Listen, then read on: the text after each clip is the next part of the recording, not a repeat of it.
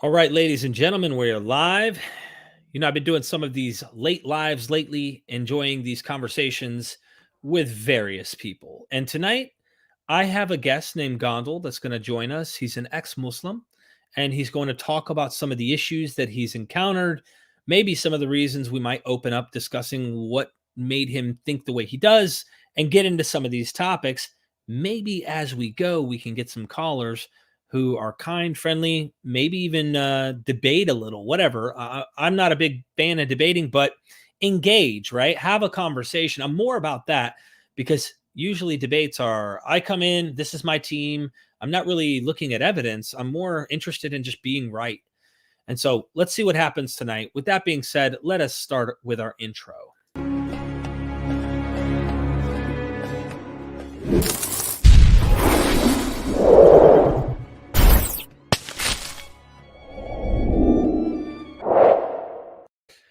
That was real. I literally did that and done it a couple times. Super glue works on the moon, in case you're wondering. So, with that being said, I'm going to introduce our guest, Gondal, and also be sure to go over to my good friend Abdullah Samir's YouTube channel, The Friendly Ex-Muslim, and check out the series that he did with him, taking an interesting case and seeing if the Prophet Muhammad was actually suffering from seizures, epileptic seizures, or something mental health wise, causing him to have these visions of grandeur, if you will. He's experiencing divine visions. I've heard other scholars do this with the Apostle Paul. One thing with myth vision is we don't just pick on one idea. We go into all the Abrahamic faiths, and fingers crossed, as time goes by, we'll continue to do that into the polytheistic regions and various other positions. But I'm just able to consume only so much. Also, the Patreon, right? We've got the Patreon. I just dropped this one tonight, and lots of material continues to go. I'll be releasing more with James D. Tabor that I recorded yesterday. Go support us on the Patreon. With that being said, Gondal, thank you for being patient with my ridiculously long intro. Welcome to Myth Vision. Hello, everybody. It's nice to have me on here. Finally, it's been a pleasure. A little bit about myself, who I am, for those who don't know. I am an ex-Muslim. It's been about 5 years. I left Islam in about May 2017. I'm born and raised in Pakistan, and that's where I spent the first 19-ish years of my life before coming to Canada. Funny thing is, the exposure in Canada, seeing different people getting exposed to different ideologies really opened my mind up, because in Pakistan, society is 98% Muslim, right? So you have a very monotonous narrative in the society. As you hear in the news a lot of the times, blasphemy laws, lynchings, mob justice is quite rampant in my country, unfortunately. But anyways, I left Islam in 2017. Multitude of reasons. I have a long video about that. My little bit of my story. I was a very serious Muslim, especially in my teenagers, growing up into my early 20s. I would grow to pray at the mosque 5 times a day. I would even get up and would give the adhan at the mosque in Pakistan. So literally, I'll be up at 3 a.m. sometimes in the morning, yelling in the microphone, calling people to come pray. I would clean the mosque. When I came to Canada, I started giving khutbahs or sermons on the Friday prayers. So I'm the kind of guy, like the priest equivalent on Sunday, giving the talk, the sermon, right? So I did that for a while. How many years would you say you were a Muslim? Well, for my whole life till I was, 5 years ago. It's like 22, 23. Since I was born, I was Muslim.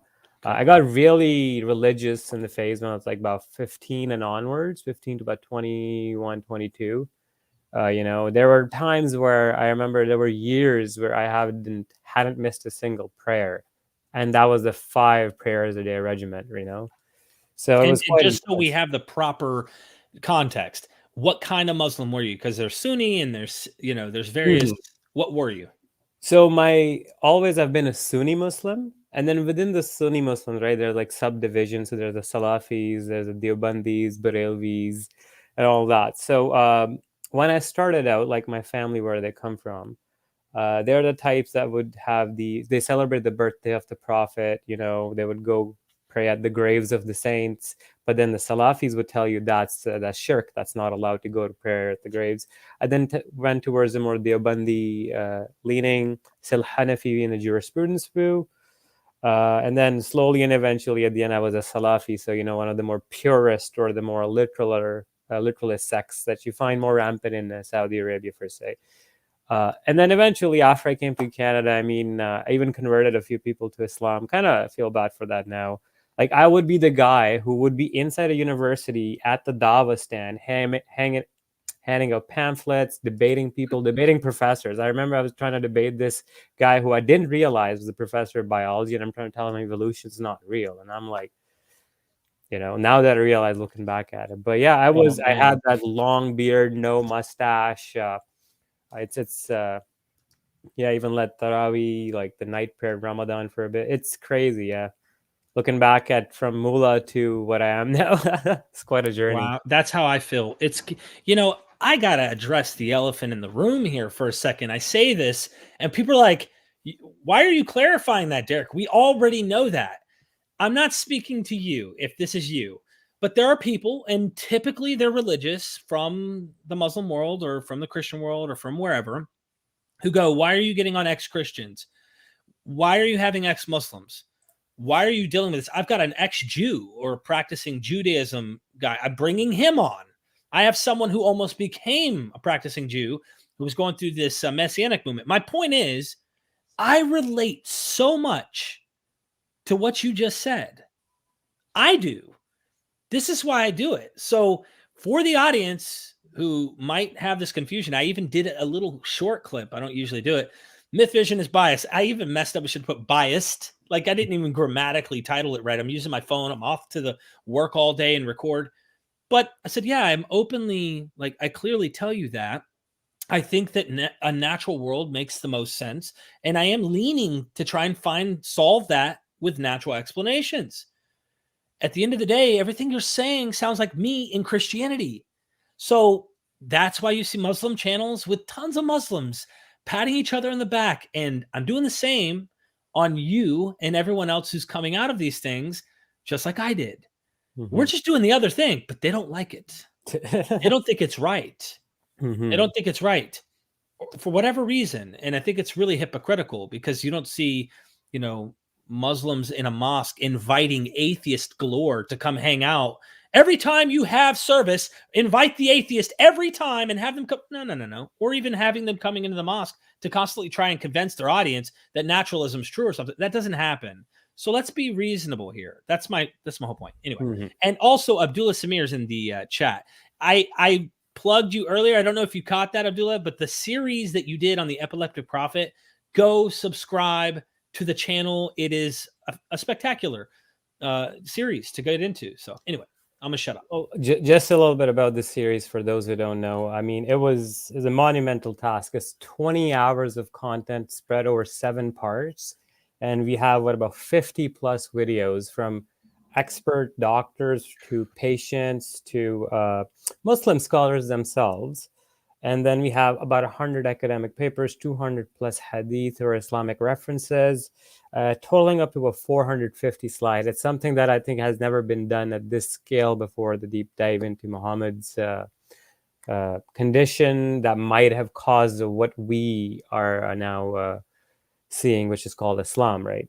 But do check it out. I don't want to get too much into it here.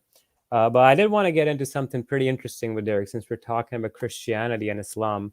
Like I've noticed myself, I had never read the Bible really before I had left Islam, right, properly.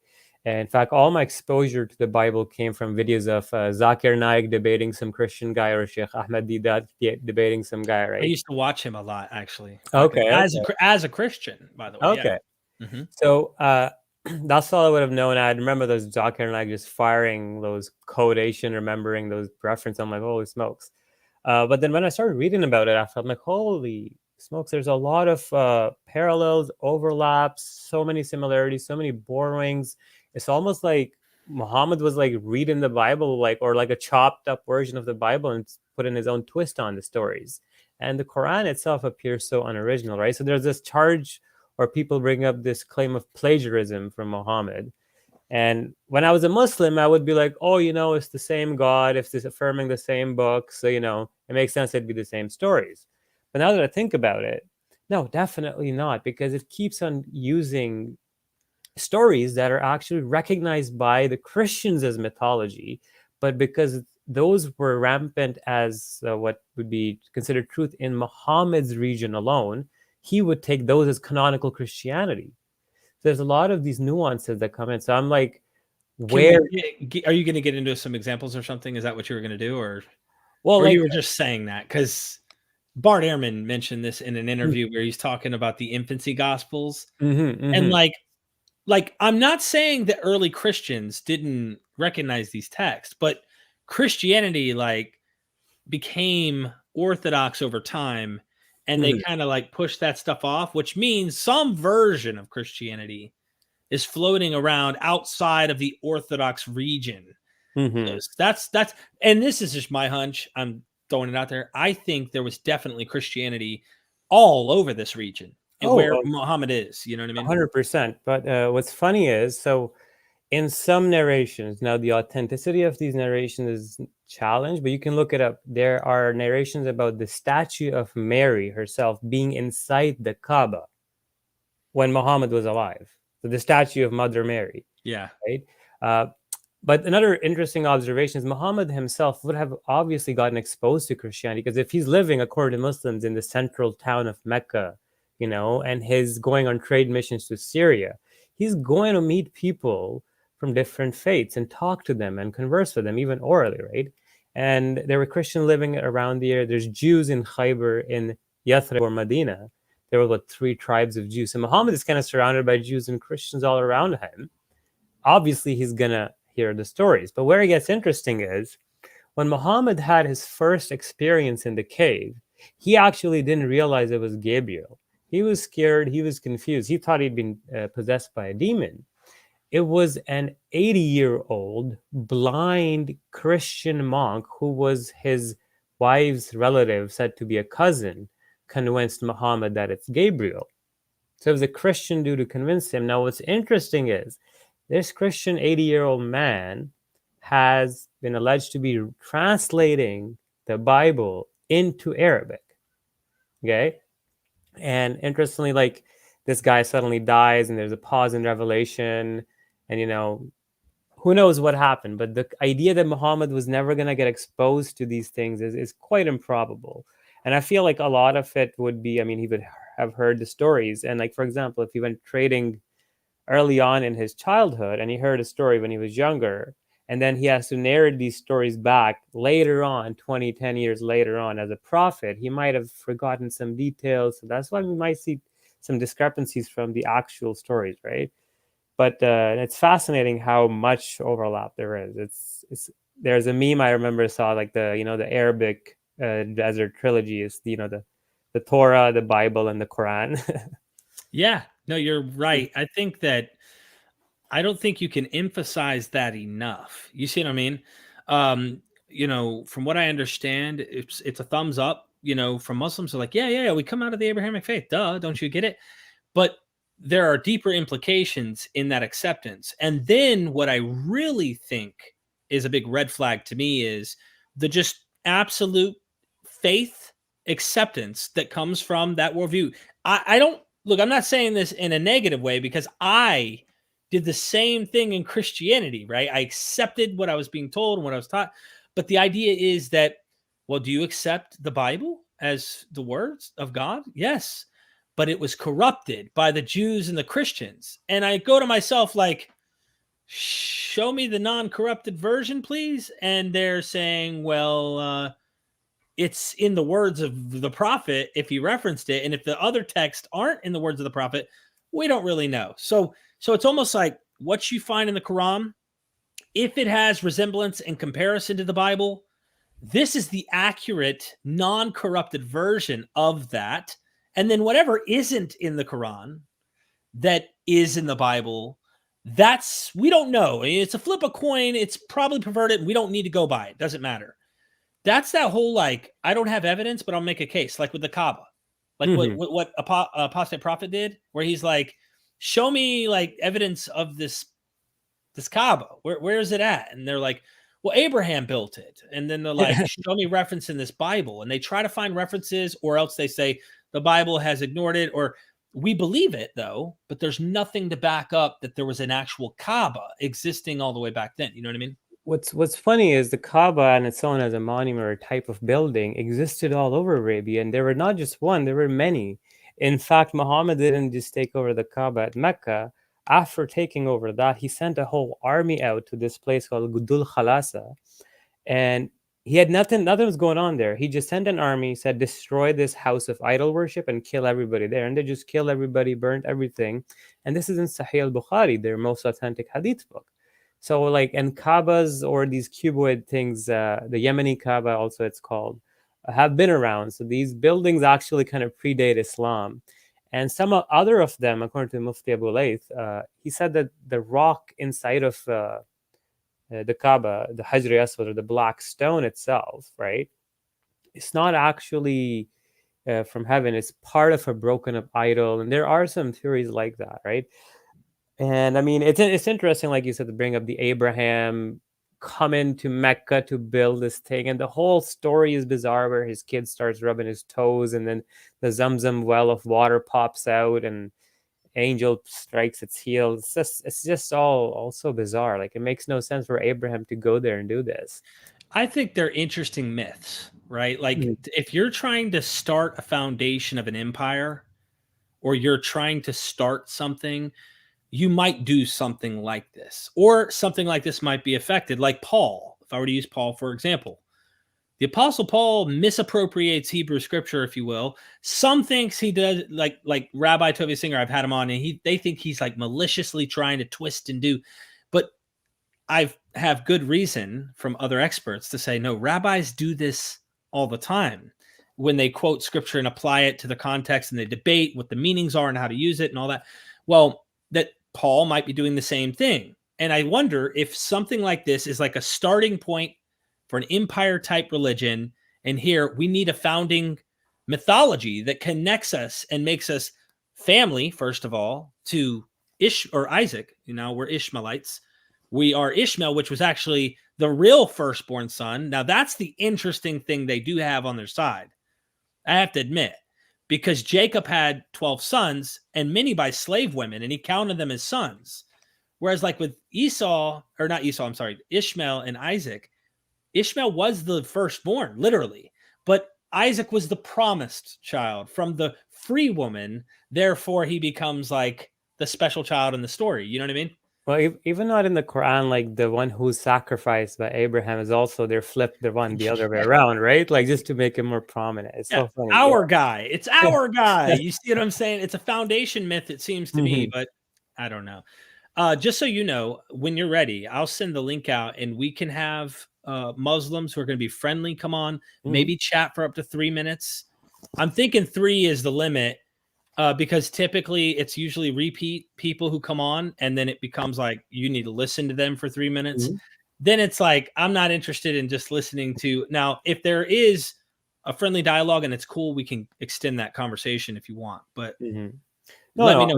100%. Yeah, you can send out the link, and like we can still chit chat while people start calling in. Keep an eye on the private chat, because I'll probably let you know, or you'll be able to see people will be coming in. All right. But yeah, so I wrote down a lot of things like our topic of discussion, is Islam true? So for me, I mean, there's so many reasons one could take, right? And what reason appeals to somebody varies. So, some people look at human right violations and they're like, okay, that's enough for me to see Islam as not from God. Some people will take a purely philosophical approach and see the logic and the fallacies in Islam theology and all that, and they might see it that way. It's not true. Then there's people who just see the mythology or the absurd claims and just the bizarreness of things just not adding up, historical ideas, mythology and whatnot. And then there's people like me who would go deeper and just attack the whole source or the core of Islam. Like Muhammad was trembling, foaming at the mouth, having these seizure-like states, hearing ringing bells, having his color change, snorting like a camel, sweating all of a sudden. I mean, these are pretty explicit descriptions of a seizure that are recorded in Islamic literature. So there's varying degrees of arguments that appeal to different people. So I can't say that there's one certain argument, but I mean, why would I think, let's say, talk about the Quran? Why I don't think it's the word of God at all? I mean, if you, for example, see its content or its claims about the mythology, like, they're splitting seas, the Noah's Ark, and the animals getting on, and then there's genies, Muhammad talking to genies. Genies can be non-Muslim or Muslim, can accept the religion, can shapeshift, can teleport, all sorts of bizarre powers ascribed to genies. But all they end up doing is just pestering us pesky humans, right? Like, that's what they're putting all their effort in. The story of Solomon, for example, like, it's just completely bizarre. The guy's a magic carpet, genies helping him build stuff. He has armies of birds and talking birds, talking ants. Then there's Gog and Magog, the seven sleepers. There's one story that's really funny that I really like. There's in Surah Baqarah, the longest chapter of the Quran is actually named the cow. And why it's named the cow? Because at the time of Moses, a guy had died and they were confused who had killed him. So what they did was they were told by God to slaughter this cow and then take a piece of meat from the cow, so literally a piece of steak, and then throw it on the dead body. And then the dead body got resurrected back to life, named its murderer, and then just passed away again. Like, so this story became so central about the cow and then the worship of the golden cow that the chapter was kind of almost named after it. But these kind of bizarre stories, I mean, there's one that about zombie birds where Abraham cuts up these birds into a bunch of pieces, mixes them all together, and leaves parts of their dead bodies on hills, and then calls to them. And these bird parts are just flying in the air, intermingling, coming together like zombies. Wow. It's like a Yeah, Matthew resurrection of the zombie apocalypse, they call it. There's a time when the dead actually rise, and then Christians have a tough time with that. So they're like, some of them that are literalists are like, even that's allegory. One guy got actually fired from his job because he took a position that he thought that this is an allegory. It just was too vivid, and there's no historical anything anywhere about the whole city of Jerusalem resurrecting. You see what I'm saying? So I can't imagine being someone that's religious for an institution in Islam that comes to take a strong stance against something that is like commonly accepted in their particular field or whatever, their religious field. I don't know. Interesting. Thank you for the super chats, everybody. But go ahead. I'm going to pop them on the screen as we go.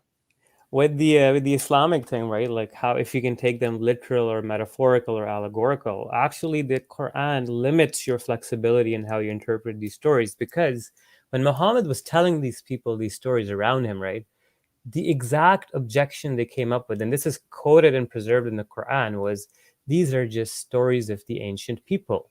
So if you just reduce them to mere stories, and you just see them as metaphors and not literal events, you're doing the exact same things as the Meccans did, and what Allah is allegedly, telling them not to do and scolding them for it.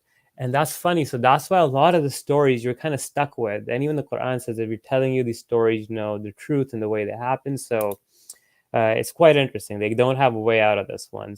I have seen this one story that was tried to be rescued. Like, some people have suggested a naturalistic explanation for the miracles in the Quran, So no way. They did not count that one, did they? So they did. The one thing was I remember was the Moses splitting the sea one. So this guy posited this theory that there was this huge wind from like this tornado type 200 miles per hour winds that pushed the water aside.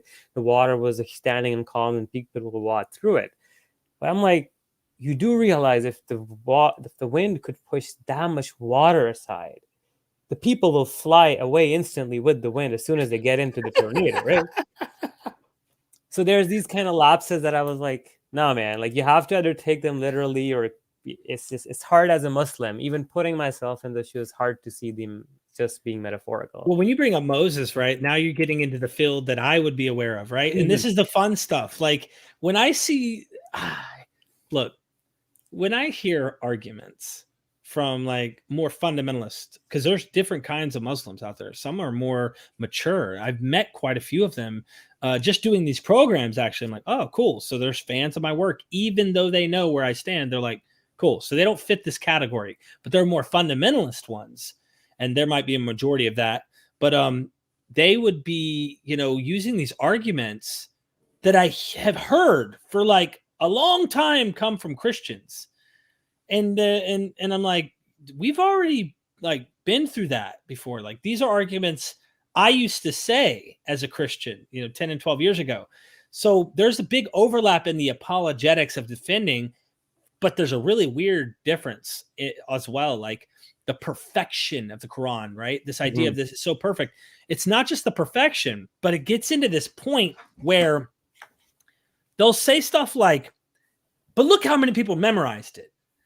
And because so many people memorized it, therefore it's true. And, I had a Rabbi Tovia Singer, who a lot of Muslims love for his work, for whatever reason. He literally said, yeah, well, most Muslims, that actually memorize it actually don't know a lot of what the content they're even memorizing is. You can remember words, but like, where do you draw that line? Like it's a miracle that you can remember 15 symphonies if from birth that's what you're taught and literally indoctrinated to think and memorize.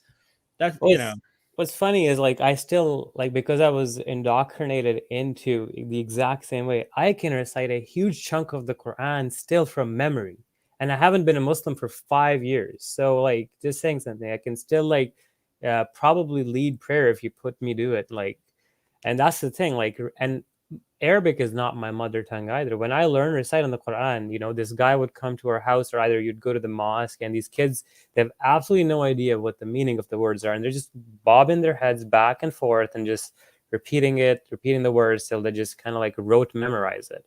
And I knew so many people, almost all the Hufaz I know, or the people who memorize the whole Quran in my own life in Pakistan, 0.5% might know the Arabic. It was such a low number.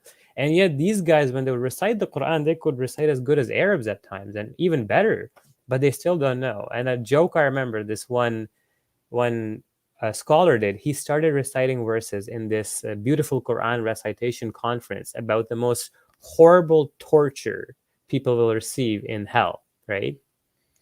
And the people in the audience had no clue what he's reciting about. They started saying, "Oh, wow, so beautiful," and they were like their equivalents of standing ovation.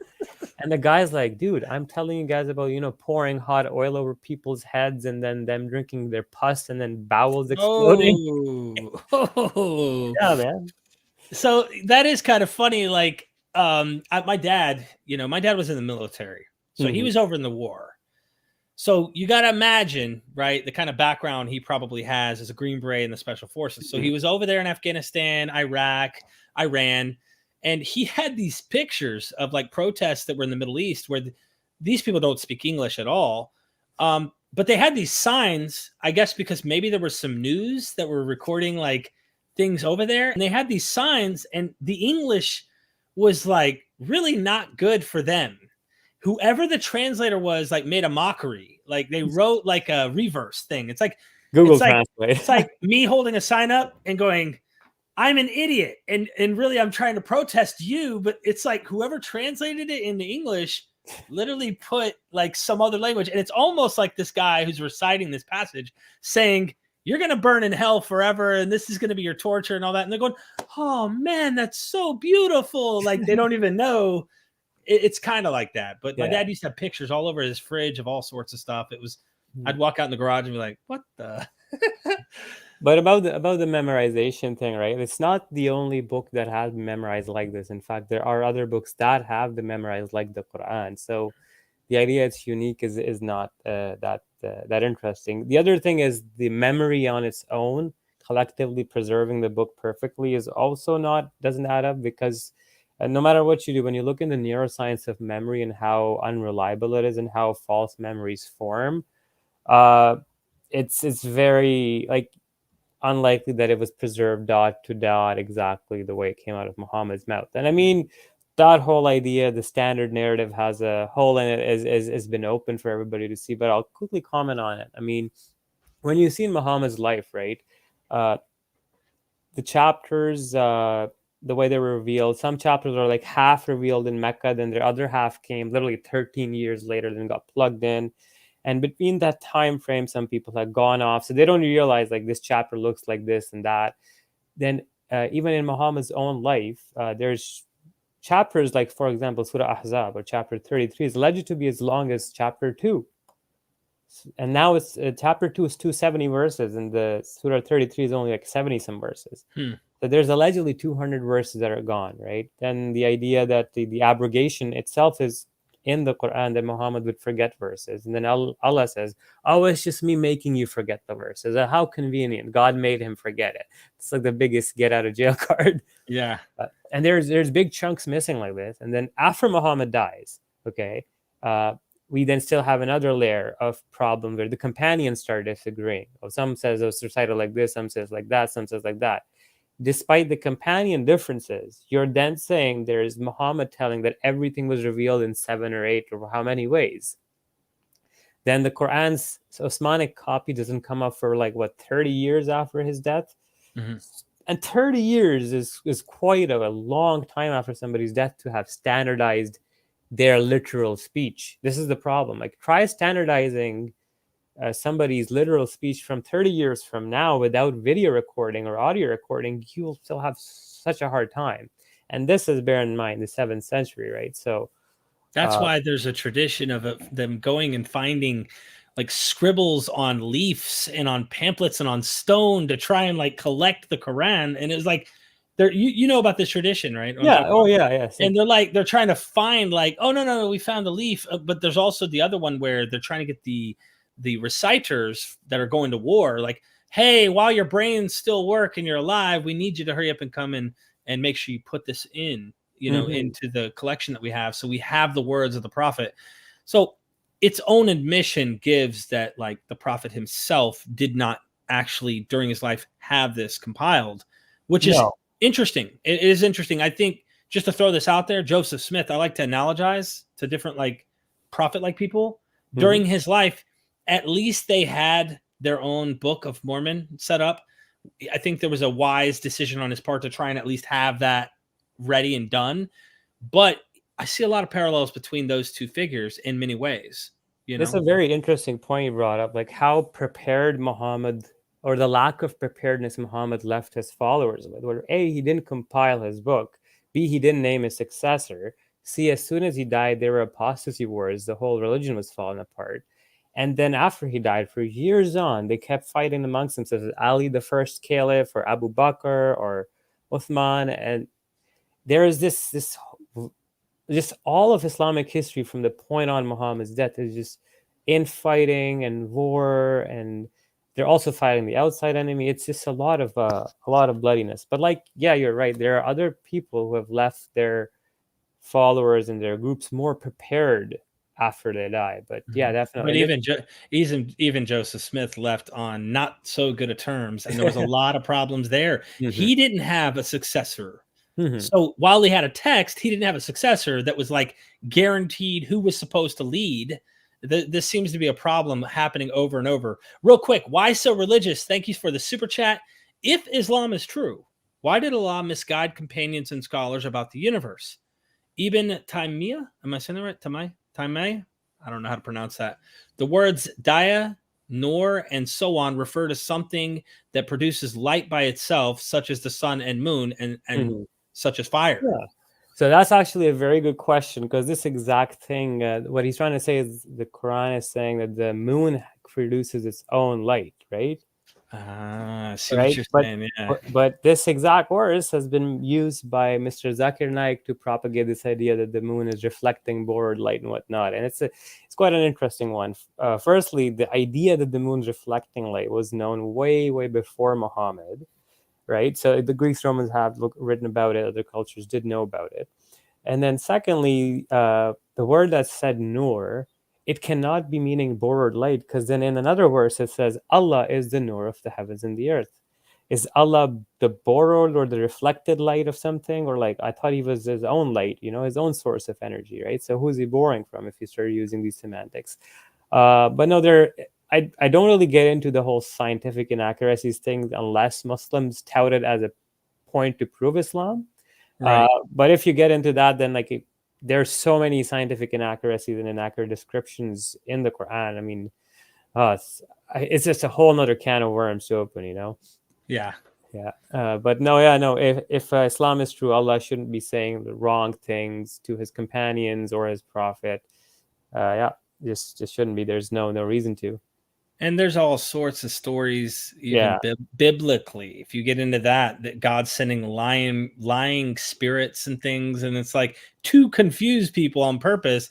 You got to go. What that's are you actually doing? interesting. God sending lying spirits on Oh yeah, purpose. that's in the Hebrew Bible. In, Absolutely. in the Quran, there's actually in Surah Baqarah where Allah sends the two angels Harut and Marut to teach the black magic to the people, or stuff like that. Hmm. In like Solomon's time and some shit, some stuff like that, where Solomon wasn't supposed to be blamed for the magic going around. It was those angels.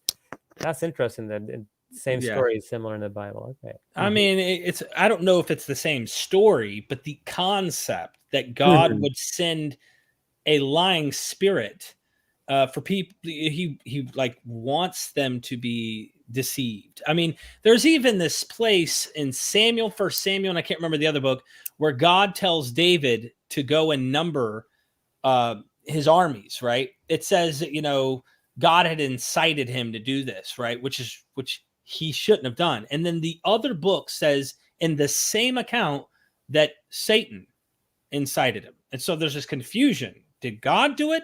Did Satan do it? Now people know how to harmonize and they can rationalize, well, God uses Satan. Satan's God's pit bull. But it's like the repercussions, if you read the story, he had a choice between like plague and like his enemies defeating him or being, in the hands of the Lord, like let God punish you. And when he goes, I'd rather let God punish me because God is merciful. God's angel of the Lord comes with a sword and smites, I don't know how many thousands of people, all because he numbered his army. Like he went and counted them. The idea, I think, there in that case is you were supposed to trust me, but you didn't trust me. And because you didn't trust me, 70 something thousand people have to be killed now because you, David, didn't listen to what I said. Like that's the story. That's in the narrative. Like it's That's so weird, man.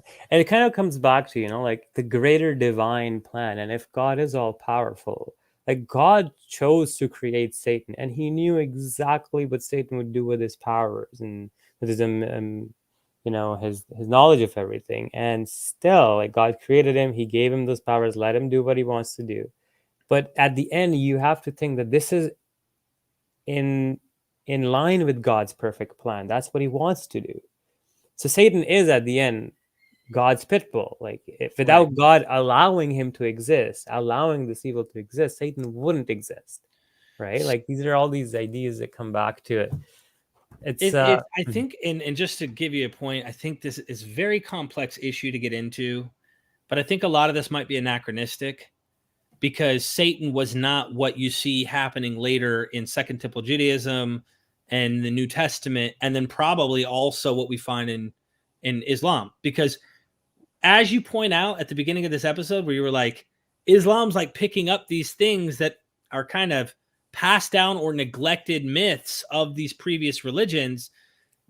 Those religions, I think, pass their ideas also onto Islam. So by the time you get to Islam, is Satan ever seen as like an okay figure?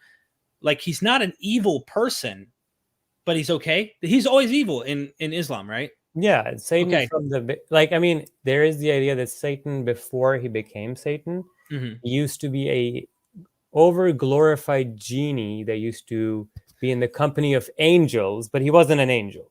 Really? Yeah, so that's the idea in Islam. And then when God created man from clay and he asked all the angels to prostrate, everybody prostrated except Iblis, which is, he was allegedly not an angel, but was addressed the same way. And then he allegedly said to God that I am created from a smokeless fire. Why should I bow down to man who was made from clay? And hence he was thrown out of the kingdom of heaven, and somehow he managed to get it back into heaven to trick Adam afterwards. That's because God's security didn't work out. But Wow. But yeah, that's the whole story. And then God created Eve in Sunni Hadith from the rib of man. And then Muhammad goes on to explain to people that don't try to fix women because the rib is crooked at the top. For if you try to straighten it, it will break, which is quite a misogynistic remark to make from Muhammad. Wow, that you made me think Zoroastrianism combined with Christian and Judaism. Like there's a blend going on here, especially being a smokeless fire. That sounds very Zoroastrian. Now, with Zoroastrianism, right? Like another interesting thing is Bukhari and this guy. He's a Persian scholar. So a guy who went to meet God with an angel a couple of hundred years before Muhammad. I think his name was Arfa Vedast or something. He was a Zoroastrian priest. And what happened was the angel comes to him, and like he goes on these levels of heaven, meeting all these weird people.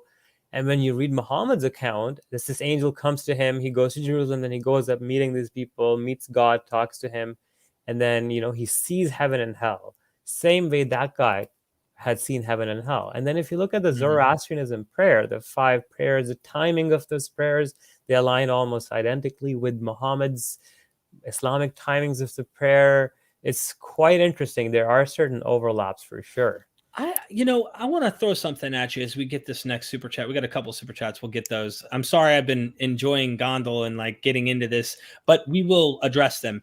One question I have for you is, I did an episode recently with Dr. Hoyland, Robert Hoyland, brilliant scholar. The audio sucked. He lives out in the middle of nowhere and the audio really sucks. But on this idea of Muhammad dying, like when did he actually die? Because the earliest sources that we have that are non-Muslim are saying, and it seems to indicate he was there with Jews going to conquer Jerusalem. And you know why Jews would love to join that bandwagon, because Jerusalem's the home city, and they believe that if this happens, this will fulfill prophecy, and then God's promises, and Israel will be set up, they'll rule the world, et cetera, et cetera. Like there is passages where they will rule the world. This is in their text, and it's very apocalyptic. Well, Christianity at this time also is apocalyptic. And I wonder if he was alive, as they say, in this conquest at 636, not 632, when he supposedly died, according to Islam. He was alive in 636, conquering or trying to conquer Jerusalem. All of this makes me wonder that what we see, this package that you're discussing, the religion that you have been taught, if this is more sophisticated, and what I mean is not one guy, this seems like a developed, like a well thought out collection of various people and not just one person who's coming up with this idea. Do you think there's something to that? Because I just can't imagine Muhammad. Maybe he's more sophisticated, and that's why they say, oh, he couldn't read or he couldn't write or whatever. And maybe he was smarter than we give him credit. I don't know, but I'm just throwing it out there that it seems more sophisticated than one guy. I would say like it's so there's the secular perspective, and then there's a Muslim history perspective, right? Like Muslim history is like, Muhammad, the one man guy who turned all of Arabia around in 20 years and set it up to change the world. But when you look at it from a secular perspective, and this has to go back to what we know about Muhammad and the earlier sources. Right. To give you an idea, one of the earliest books written about Muhammad's life is the Sirah of Ibn Ishaq, which also went through a couple of renditions. And the one we got was not the original one, was the student's surviving rendition, right? So you didn't get the full picture. That occurs about 150 years after Muhammad had died. That's one of the earliest historical things we have available to get a detailed idea of what happened. And to give you an idea, from today, take back 150 years. Let's say 2022, that's 1922, and then like 82, right? 1882. How many of us would be able to construct anybody's life in a considerable degree of accuracy and detail? Do we even know anybody from the late 1800s? Can you name anybody like you personally met, knew in your... I can't. No, and we have much better ways today to keep track of this than what you would imagine in the ancient world. Yeah. So I don't know anyone in 18 anything. And if you told me to try and guess, I would have to take word of mouth from someone else who's probably built them up in their head in a way that they aren't. I don't know. I mean, like, there's no real way to do that, right?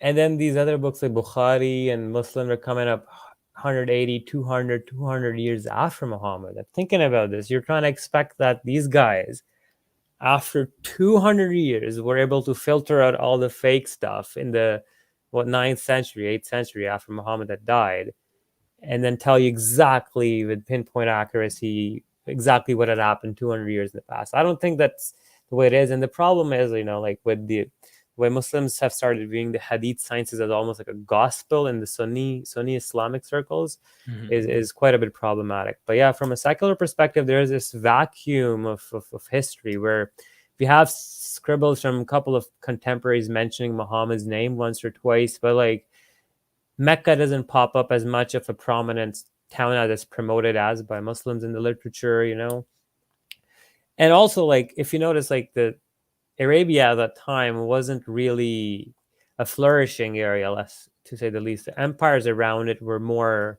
prosperous, and people would just kind of leave the Arabian desert, kind of like on the side, leave it alone. But yeah, no, it's interesting. I don't know how and when we will be able to find out about it, because a lot of, if you ever look into the Bukhari Gate scandal by Mufti Abu Lais brought up, that's very interesting, where he was going through the narrations and then some of the chains. For example, like you can, there people sometimes get the narration, the chains in their dreams. Or like this guy will have a dream. And then sometimes, I'm not kidding, there's genies in the chain of the Hadith.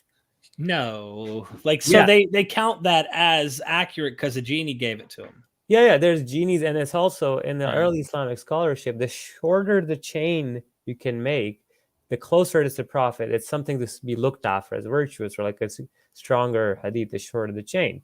So there are chains where it's just a Prophet, a couple of one jinn who's like lived 300 years, and then he hears tell the scholar, that's it. There are things like this, and in that's one pretty Hadith, funny though. In one Sahih Hadith, there is this one day, who told the Prophet about the genie? It was a tree who told Muhammad about the genie. So when you look at the chain of the Hadith, there's actually a tree inside of it, like a talking tree. Yeah. Now let me ask you this. Let's be fair. I got to be fair. It makes me kind of chuckle, though. I'm not gonna lie. That's kind of funny. Do mainstream Muslims accept that chain? Yeah. It's in it's in one of the most authentic books. We can pull it up if you want. I'll try to find it. Pull it up. While you do that, let me get this super chat. Indo, thank you for the super chat. Does the Sana palimpsest show the Quran to be unreliable? It's a very old manuscript that's been erased and overwritten. It went unnoticed for a while. So obviously, the Sana palimpsest is a book, or if you will, writing on, I think it was already they wrote a previous version of the Quran, but did they write the Quran back over that one? I think. So yeah, there was like most scholars right now suggest there's a companion codex, or a melange of companion variants in that codex that did have differences from what we see from the Osmanic text. And they did rub it off and then write the standard text, the Osmanic text, over it.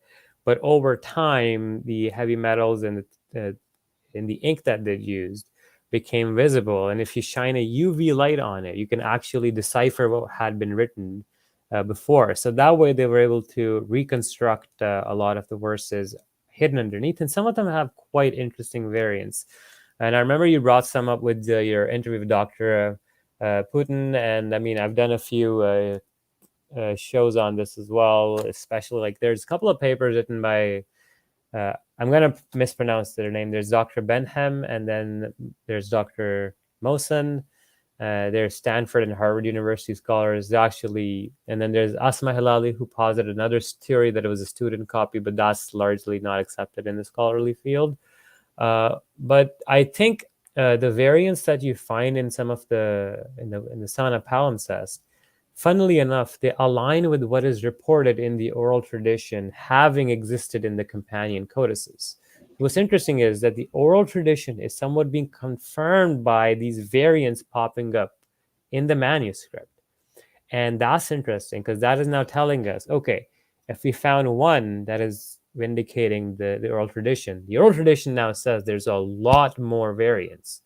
And if somebody wants to read, it's Kitab al-Masahib by Ibn Abu Dawud. Abu Dawud, the famous Hadith collector, his son wrote a book on the different manuscripts of the Quran. And in that book, there's scandalous variants. Like there's quite a bit. There's allegations that Ubay or some of the companions had two less chapters, two more chapters. Some of them wouldn't put this in the Quran. The sequences were all over the place.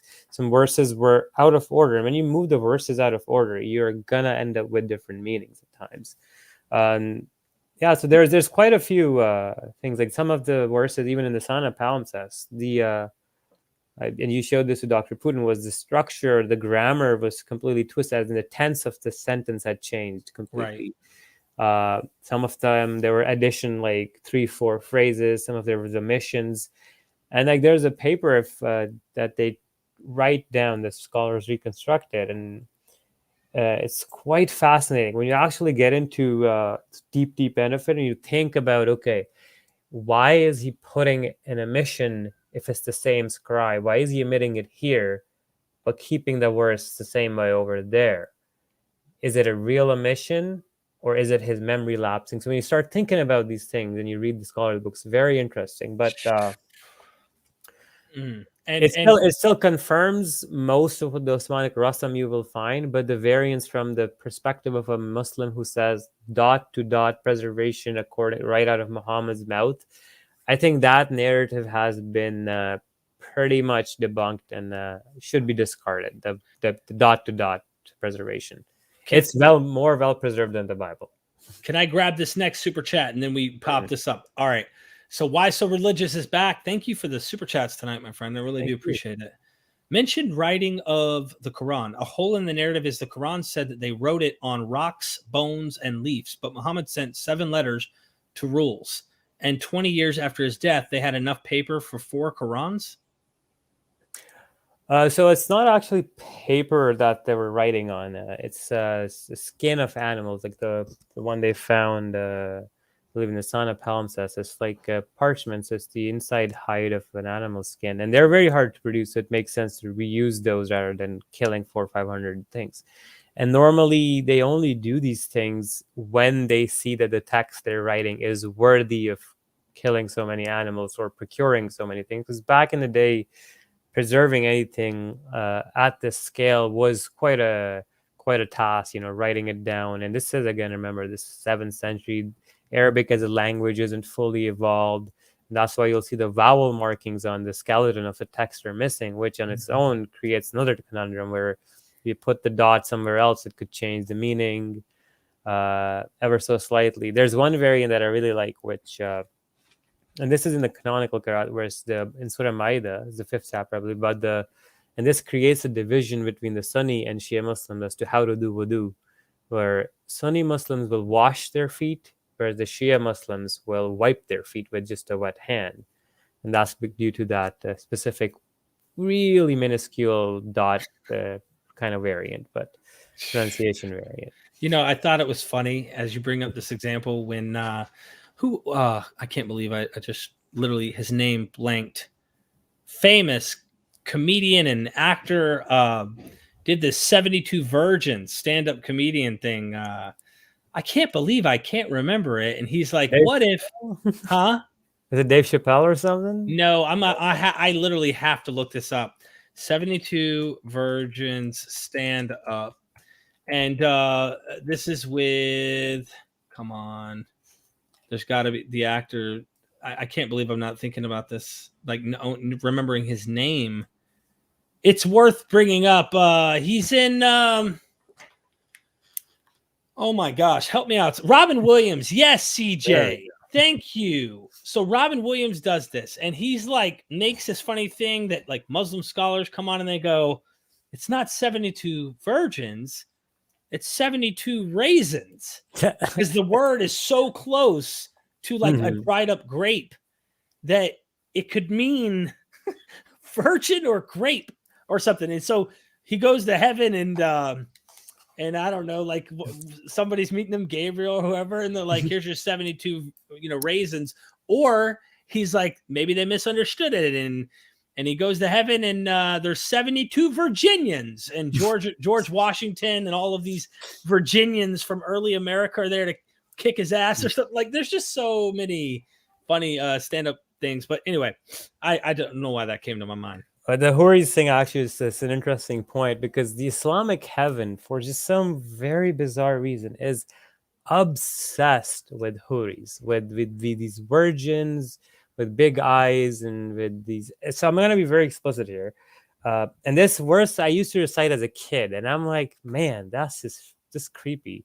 In the last juz of the Quran, it says وَكَوَائِبَ أَتْرَابًا. It describes the bosoms of the maidens or the virgins in heaven. In some Allah says that they'll have perky tits.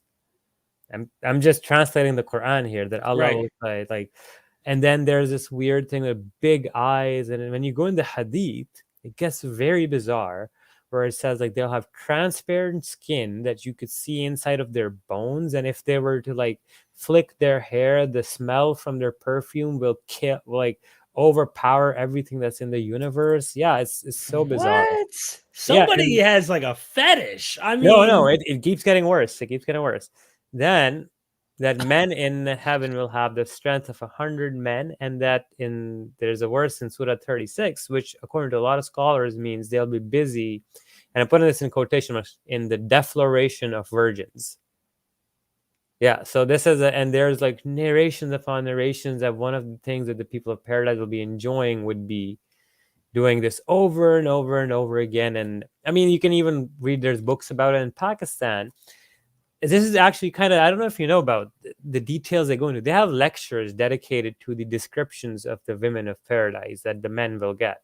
So I remember going to one of these in Pakistan, because it's supposed to be a religious lecture, but my God, in my whole life, I've never been to an erotica lecture like that. The guy was describing her hair will be dripping and shiny as white pearls, and she'll look at you, and the whole world will be full of perfume, and the light will blind you. Her skin will be more fairer than the sun. it reminds me of. It reminds me of, I can't remember the name of the goddess that Odysseus was sleeping with, that took him to this place he couldn't get away. I can't remember the place either. But they're building off of that big time. They're I don't know, that's just guys being freaking guys. But even it's a definite religion that seems to be centered on that. I mean, if your whole goal is to one day, people in Christianity, they're like, I'll be able to go there and be with God and worship God forever. No, Islam's we're going to have fun. That's how they're looking at it. But what about the girls? What special deal do they get in this? Do they get to have anything special in heaven? So this is a question that was asked in Muhammad's time too, and he kind of tippy-toed around the answer, and he said that, yeah, they'll get what their hearts desire. But when you read the hadiths, the women have to be the wives of the guys they'd married in this life, and only that their beauty will be exaggerated in heaven, right? So they'll be even beautiful than the Houris. But then you're thinking well, the guy who's doing all with his other 70 chicks, what is a girl going to be doing with 70 other dudes? How does this work, right? Yeah. It's a bizarre implication. But what it brings me back to is this all ties into Muhammad's mind and his life, right? So when you look at his life in Mecca, when he was with Khadija, the first 10 years after becoming a prophet, he never married anybody else. And she was older than him. She was providing him support, monetary, and all that. As soon as she dies, remember that Muhammad is about 53, 50-ish when she's dying. He then, in his last 10 years of his life, ends up marrying 18 to 15 women. Mm-hmm. So there's something that happened, that this 50-some plus man, after his first wife died, he ended up marrying 15 to 18 women, one of them being a 6-year-old child who he saw in a dream wrapped up in a brocade of silk being carried to him by an angel. And then there's these other ones where he would just attack the tribe, win the war, take these women after killing their husbands. And they'll be young ones like Javeria. There's a few other ones. Then the other one is his adopted son's wife that he married. There's these very bizarre sexual behaviors that he partook in. And then on top of that, he's got that weird idea of heaven, where it's just full of like these houris and this wild, kind of like looks like a halal brothel, like a divine brothel or something. But yeah, it's very bizarre when you start thinking about it that way. Why is Islamic heavens just like this? Yeah, it makes me think. Kind of reminds me once again of Joseph Smith. Joseph Smith has celestial marriage. Joseph Smith has polygamy. Joseph Smith has the women will become like goddesses. The men will become gods. I wonder if he was like trying to one up Muhammad, because, in a way you're going to have, I guess, as many, if you become a god, because that's the doctrine that develops, you end up becoming a god of your own planet, and you can have as many women. This is in their doctrine. So this is not, I'm not making this stuff up. Like, this is something that developed where you will become a god of your own planet. So technically, if I were to use Islam as the template, right, the god of this world would be Allah, according to them, right? If you're taking this as the template, you do right by Allah, and then when you die, you will become an Allah of your own planet with endless amount of women and having babies forever, like endless, not 70. I don't think they limit it to 70. I mean, really, it's something. So it makes me think, and people have actually referred to Joseph Smith as the second Muhammad. Like, people have actually said that. So I wonder if he knows, something about Islam. Like, I wonder if he knows about these teachings, or if this is purely come from the Bible, because you could find aspects of polygamy throughout Abraham and other narratives in the Hebrew Bible.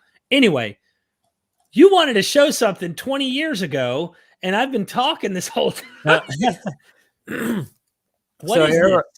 So what they're showing here right now, I'll zoom in a little bit so you guys can see a little bit better. So basically, this is Islamic Hadith book. It's a Sahih al-Bukhari, one of the most authentic ones. And here, this guy is narrating. I asked this guy, who informed the Prophet about the jinns at the night when they heard the Quran? He said, your father, Abdullah, informed me that a tree informed the Prophet about them. So there was a genie to a tree to Muhammad. It's so funny that there's a tree in the chain of the Hadith. What? All right. So remember where that is. If someone ends up bringing that up and you bring it up, just remember, come back to this video. So my question to you is this: what responses have you heard? Any reasonable responses, or has anyone tried to say that's an analogy or a metaphor for this or for that? Like, have they tried to explain this away? As in like the tree? Yeah, the tree and the jinn. No, because Muhammad, when he was earlier in his prophethood, he said he literally would hear trees and stones talk to him. Like, he would explicitly, apparently hear trees and stones talk to him. Now, to me, the story goes, when he started hearing these voices, he would turn around and he'd hear nothing, and then he remembered a stone. You hear me? I'm like, let me put that out. Yeah. I was like, oh, okay. Dude, anyone who's talking to stones and trees makes you gotta wonder. So while you pull that up, Constellation Pegasus, thank you for the super chat, my friend. Does Go Cal know of any contradictions? I think he means Gondal. Know of any contradictions Muslims have to defend against in a debate? A contradiction. There are so many contradictions. Doesn't like in the Quran, like scientific what do you mean by contradictions? It's a pretty vague question. I mean, I do feel like there are contradictions within Islam at various levels, from its theology to its jurisprudence to its history. I mean, no wonder they wouldn't have 72 sects in Islam had it not been contradictions between themselves. I mean, yeah. But no, yeah, there's quite a few. Thank you, Constellation. Appreciate that super chat, and good to see you in the chat. So here we have another one, and this is about the talking rock. So as you can see here, when Muhammad, I recognized the stone in Mecca, which used to pay me salutations before my advent as a prophet, and I recognize that even now. That's pretty interesting. Like this guy's actually hearing inanimate objects like stones. And in other books in Sirah ibn Ishaq and Ibn Kathir, they talk about the trees would actually greet him, saying, "Peace be upon you." So the fact that he also heard the genies and the tree telling him, I think it's pretty literal in this guy's head. That's wild. Is this an authentic? Like they accept that as? Yeah, that was from Sahih Muslim. That's one of their second most authentic hadith books. Wow. Yeah, Like I kind of wonder what, why is that? Because you got to imagine, like when I constantly think about this, I think in terms of, like you say, secular, right? So I'm thinking what natural, and I'm not trying to make a natural explanation. I'm just trying to make a point. Like, why would they want a tree talking or this and that? Does this fulfill a prophecy? Is there something they're finding in the Bible that trees would somehow prostrate themselves before God or before his prophet? Like, I kind of wonder, thinking out loud here, where they're coming up with that. Who would invent that idea? That's what I'm trying to do. You know what I mean? no, I But know. Like it's just so bizarre. Some of these things, like to me, like the whole talking of the rock thing is it ties back to his psychosis and his epilepsy, and we went over this in detail in the series. That he was actually just walking and he heard voices, and he turned around and he couldn't determine the origin of the sound, and he attributed hearing those voices because all he saw was trees and rocks around him. But in fact, it was all in his head. He was hallucinating the voices. But here, what I've pulled up, this is a very interesting one. This is in Sahih al-Bukhari, one of the most authentic books of Hadith as well. And here it says, Muhammad himself tells us that last night a big demon came to him from the genies, and he wanted to interrupt his prayer. But then Muhammad overpowered him and wanted to tie him to the pillars of the mosque so that everybody could see him. And then, he remembered that only God gave Solomon the power and control over demons. So then he kind of like let him go. But the funny thing is a that, whole another thing. and if you read the other variants of this narration, that Muhammad is wrestling this genie and wrestles and then wins the wrestling match and ties him to the mosque. And you kind of wonder, like, at what point do you start thinking, getting a little bit ridiculous? This is the thing. Bring that one more time. I apologize. Bring that back up because when you mentioned Solomon, right? I've just interviewed another guy today who, in particular, is an expert on this. Who's delved into early first century Roman, Greco-Roman, and Jewish Christian, origin stuff that we're talking about here. The fact that Solomon, right? Anyone who's gotten into critical scholarship knows Solomon is like this chief magician, if you will. He's the patron figure who has this magical powers over these spirits.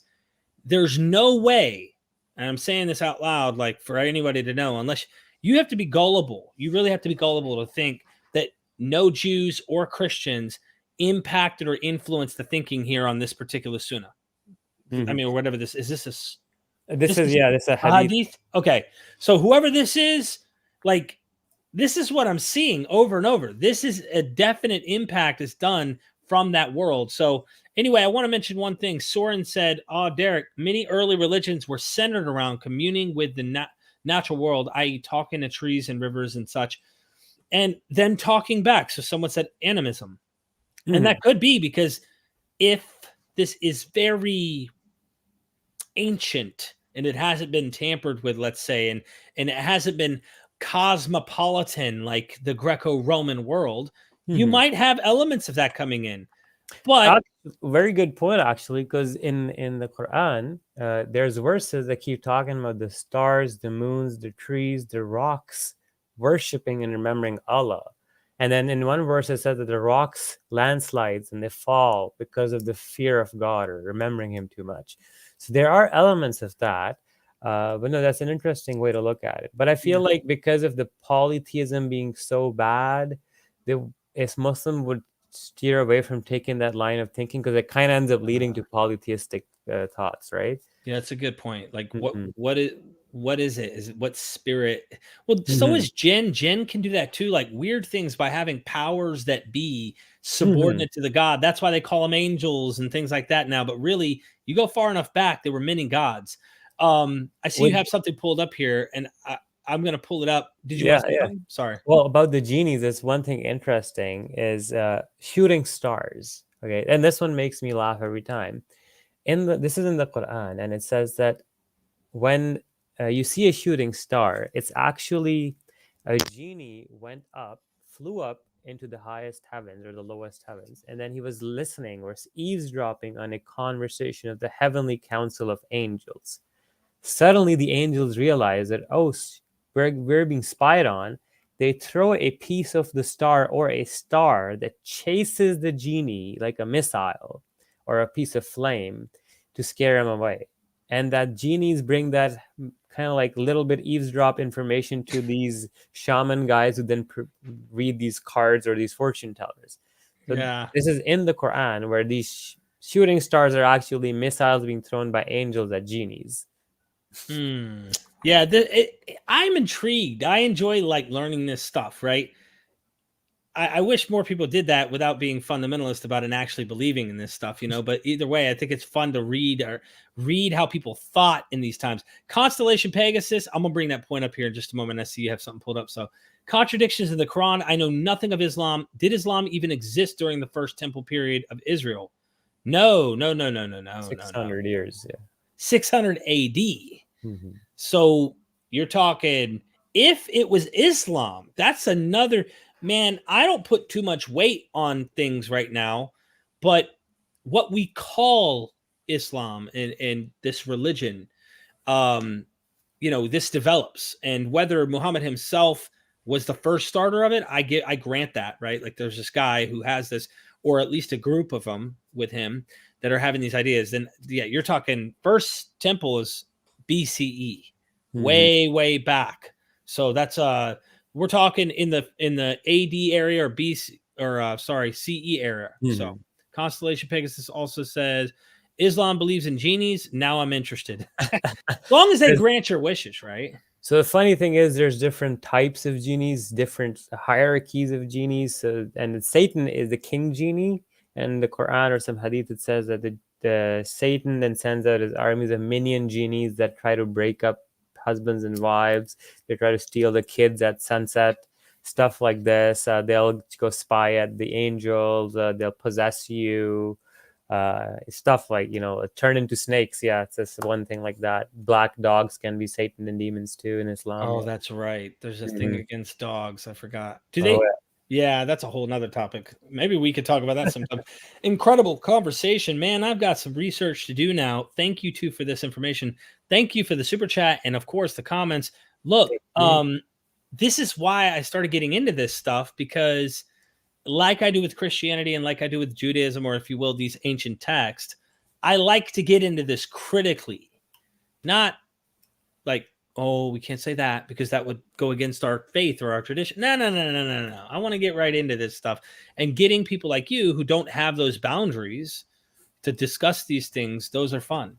I feel like a lot of the times the image that we presented of these religions in the media is kind of like the politically correct version, where you don't discuss any of the weird, absurd, funny bits. You just kind of, just take the good bits. And I understand that, but all the fun and the learning happens when you actually read between the lines and see this hidden treasure trove of, fun stuff. And you actually get to learn more properly the mindset of the people who came up with these things. And you can relate with them better, I feel. I think so. I'm bringing up your Solomon's wives. So this one is an interesting one. This is from Sahih Bukhari as well. And this ties into, like the overlap of mythology. And here it says that Solomon will go around with having sex with 100 women. And apparently each of them were supposed to deliver a male child who would have done jihad, i.e. fought in the way of Allah. But then an angel said to him, say, Insha'Allah, if Allah wills. But Solomon did not say that word when he was having sex. And none of them delivered any child except one who delivered a half person. What? The Was it prophet. like no lower body or something, or I like don't what do they mean? But what's funny is like these kind of things with Solomon keep popping up, and if you look in the Islamic recounting, the Quranic story with Solomon, right? He has these talking ants. He has an army of spy birds, army of genies that do construction projects for him. They teleport this queen's throne in a matter of seconds to in front of him. All such bizarre sci-fi stuff, and I'm like, man, this guy was like either he was imaginative, copying everything from the Bible. Well, yeah. Jeez, that's wild, bro. That's wild. I did not know. There's so many interesting hadith, I'm sure. Yeah, I mean, I remember I did a whole series with Abdullah Samir called "The Circus of Islam," where we go through just these bizarre, absolutely bizarre things in Islam, right? And most of them are just like, no, it makes no sense. Like these are just mythology stories people come up with, over time, and yeah, it's fun to relate them back to the Bible, though. Okay, you almost sometimes see a progression of how the myth is evolving, and how it's gathering different traction in different cultures. Constellation's back. He said, last question. If it's your last question, you know how you are. Does Lilith exist in Islam? Judaism has some weird stuff about demons. Lilith seems to pop up in different parts in history. So I believe Lilith is the original wife of Adam that had cheated with the devil. I believe, Or something yeah, like she that. seemed like she wanted to be on top, Mm-hmm. and Adam was probably like, "No, you're not riding me this time. I'm on top," or something, and she's like, "Not having it, and I'm out." It's I something like that. But I yeah, she may remember. have slept with some demon or Satan or something. Who knows? Yeah, I remember reading about this, but I don't think Islam has anything to say about this. I do know that there were some narrations. If you go read the history of Al-Tabari, it's in English. It's like a 40-volume work. And I think one of the beginning, he goes about the realm of what was before humanity. And he does talk about that there was a war between the genies on planet Earth or something like that. So, yeah, I don't know. Man Bear Pig said late rabbinic tradition. Mhm. And, makes me wonder in the question, it's not a bad question because as we've been talking, not only does Islam commonly use Hebrew Bible and New Testament stuff, but there's a lot of rabbinic stuff that you'll find within Mishnah or Talmud or something that also finds its way into this tradition we call Islam. So the outside, they're not like a bubble and God protected them from any of this information like people want to believe. Get Mhm. real, get real. Well, like a lot of Muhammad's life was actually, even as a prophet, most of his life was spent interacting with Jews and Christians. And in fact, in the second half of his career, his main rivals were Jews in his local vicinity. Because if you think about it, when he moves to Medina, there are three Jewish tribes there. There's Kanuka, Banu Qurayza, and one more. And he's one of them he exiled, and another one he has this paranoid idea that they were about to crush him under a rock, and an angel informs him, he exiles them. The third one, there's this battle of the trench, and then there's the big genocide thing happen where he kills, like in the books, this is quite sad, that Muhammad is alleged to have beheaded between 400 to 900 men in the markets of Medina.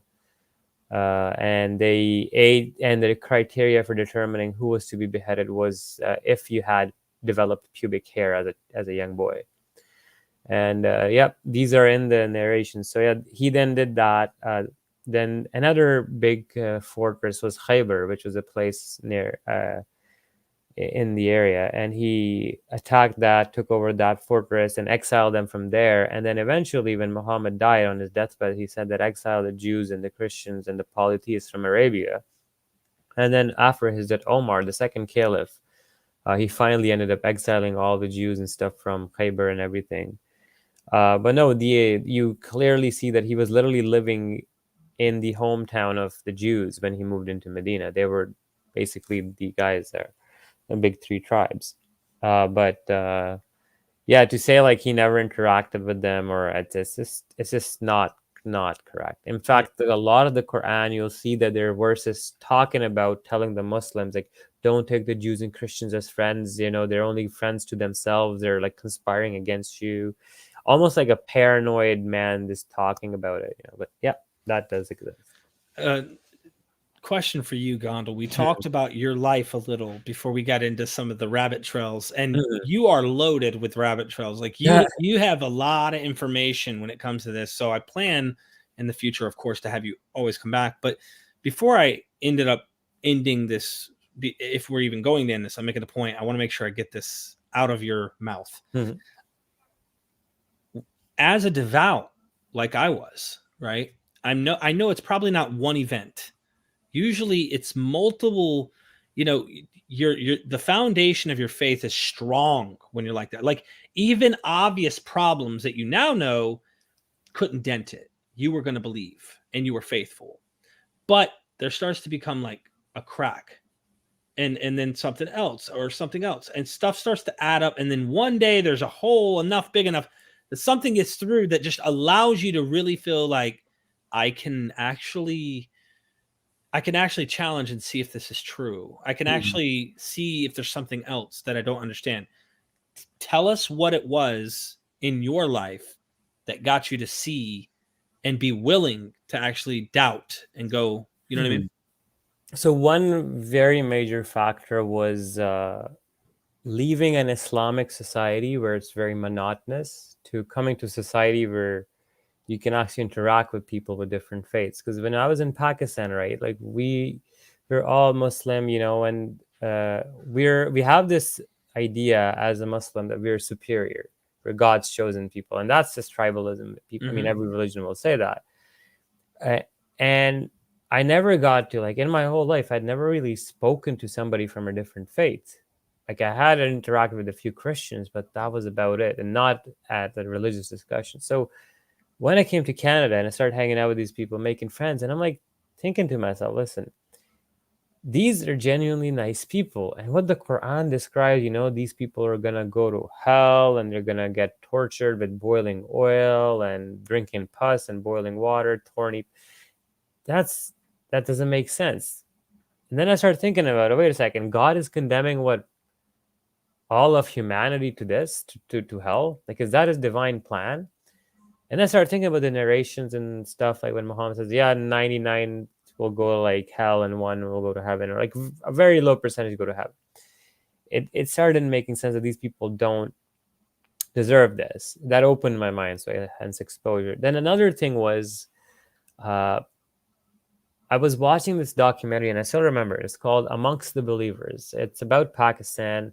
There is this mosque called the Red Mosque, okay, and this was in Islamabad and used to where I live, quite nearby. And in 2008, 2009, there was this whole thing where the militants kind of took over and the government had to like do a kind of like a war inside the city. And they presented this in 2018 or 19 in a documentary format. And in that documentary, they're showing this leader of this guy and his troop of like, these burqa clad, super religious women, and then, these big bearded guys. And a moment occurred to me where I realized, take Muhammad's fantasy to its end goal. What will you get? What society would look like? And then when I was looking at that video, I'm like, holy smokes. Do I want to live in a society where all the women are like kind of sheltered away, burqa clad, tough, your hands chopped off, there's no freedom of speech? Like, okay.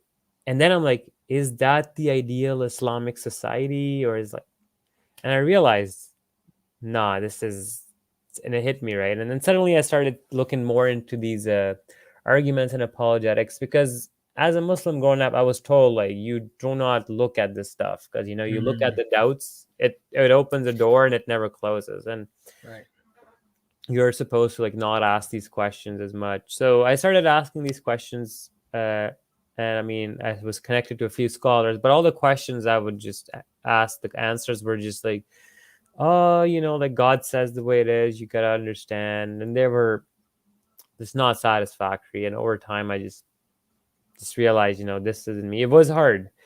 because how religious I was and how central Islam was to my life. I remember that when I had the internal conflict of arguing in my head if it's true or not, and that, oh, do I believe in Allah and Muhammad?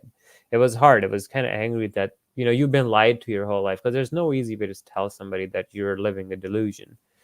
But at the end of the day, it was actually super, like, that a burden had been lifted. I realized, there's not this guy or this scary God watching me with CCTV cameras, everything I do, waiting to punish me in this sea of fire and torture. And it was a huge relief in that sense. And then for once I could think fully for myself, because even though when you start to think about science, or evolution will come up, as I'm studying biology, or and that's, and I'll be like, in my head, tell myself, oh, God forbid, I can't really believe this, they say this, but it's not true. But there's a lot of things, but no, yeah, it's there are videos of me telling my story in depth, I believe, with Abdullah Samir.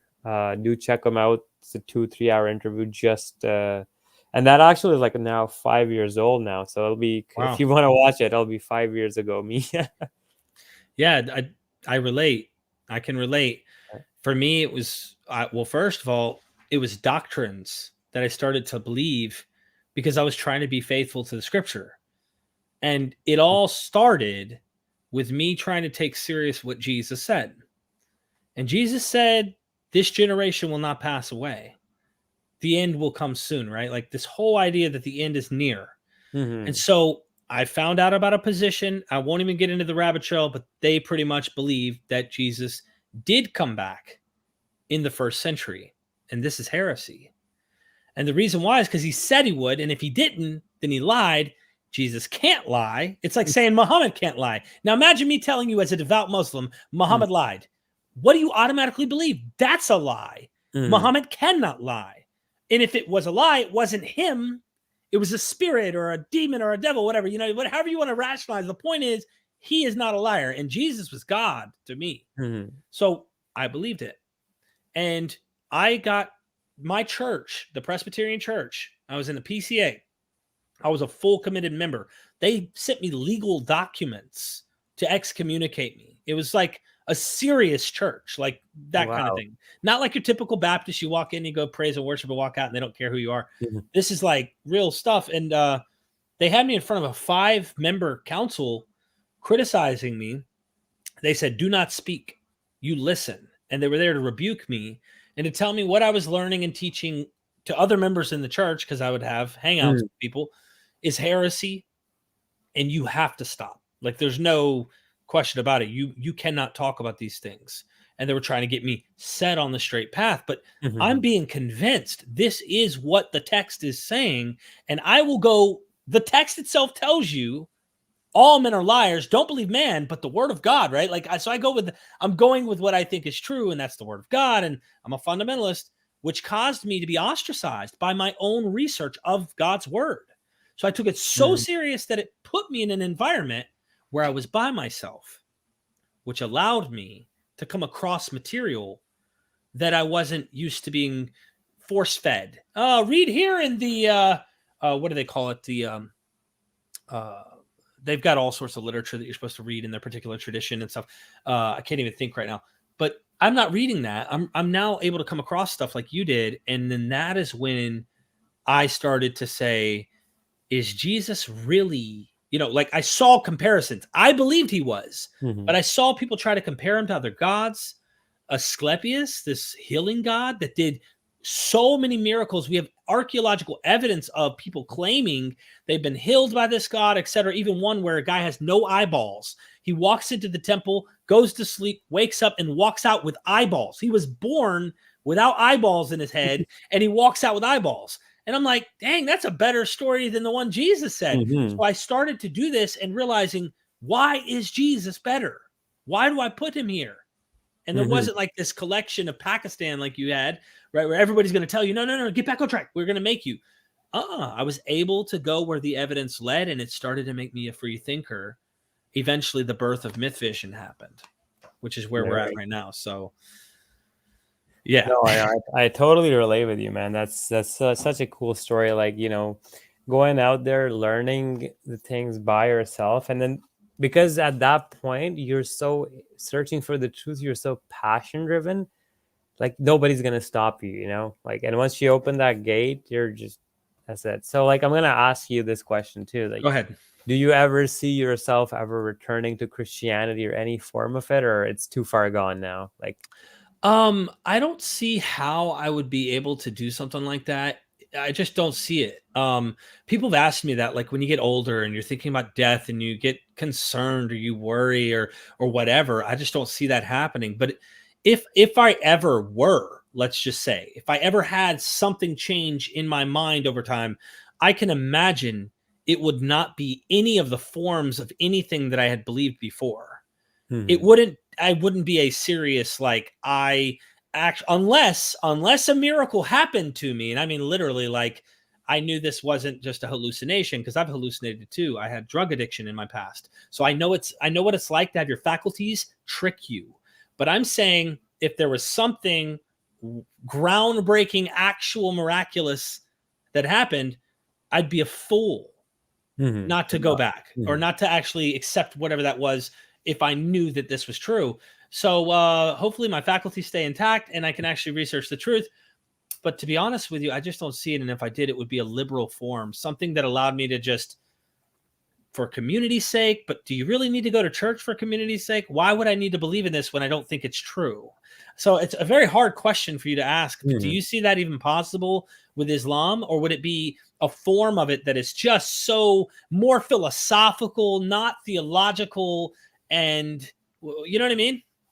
For me, the way I've looked at Islam and the way I've analyzed or looked at Muhammad, you know, when I saw his mental health, and especially when I'm studying neuroscience and meeting these similar people in real life, and, you know, reading their backstories, their patient charts, it's just I cannot see Muhammad anything but like somebody who for sure believed in himself, but suffered from something neurological. And one of the reasons why is because the nature of the evidence that's preserved, and this is something that people don't realize, is we did not understand that evidence till like 30-40 years ago from a neurological point of view. But the people preserved that evidence perfectly as it would appear, as if it was written by, with an understanding of modern science, 14 centuries ago. Right. If they were faking that, that's a miracle on its own. But the fact that they couldn't fake that makes me think whatever they saw happening to Muhammad, they actually saw it happen. And because it was the 7th century, and obviously people didn't know about mental health that much back then, that enabled Muhammad's delusions to continue, or people enabled his pathology in a way where they would tell him, Muhammad doubted himself talking to an angel at first, right? It was other people who had to convince him that, no, this is God talking to you. He didn't believe that. In fact, in certain narrations do imply that Muhammad tried to kill himself by jumping off of mountains. So, then you see that he also, in the most authentic, another historical point I like to bring up from a purely Muslim Hadith sciences point of view is Muhammad is said to have amnesia. And this is in their most authentic books, for a period of up to 6 months, where he would forget if he had intercourse with his wives or his daily tasks, that if he had done anything or not. And this amnesia would obviously affect his memory and recollection and his ability to convey the message of God to us reliably. And in his own admission, Muhammad also says that I forget the verses that the angel tells me at times. In his hard state when he's trying to remember it. So when I look at all of these things, I'm like, yeah, from a historical point of view, this guy would be classified as a weak narrator, a person with weak memory, according to the standards of Hadith sciences. And when I look back at his life, his progression is all too natural, you know, like when you look at his childhood, like a very traumatic childhood, lost his parents very young, then lost his grandpa very young. So, but by the age of 8, he'd had like 3-4 guardians. And by the age of 6, there were 2 to 3 people already speculating that there's something wrong with this child's mental health. Like by the age of 6, people had said that he's a little bit crazy or demon possessed. Before the prophethood, he then is exorcised allegedly for jinn possession, where he's trembling. Then he becomes a prophet, and the same symptoms hit him when he was jinn possessed before his prophethood.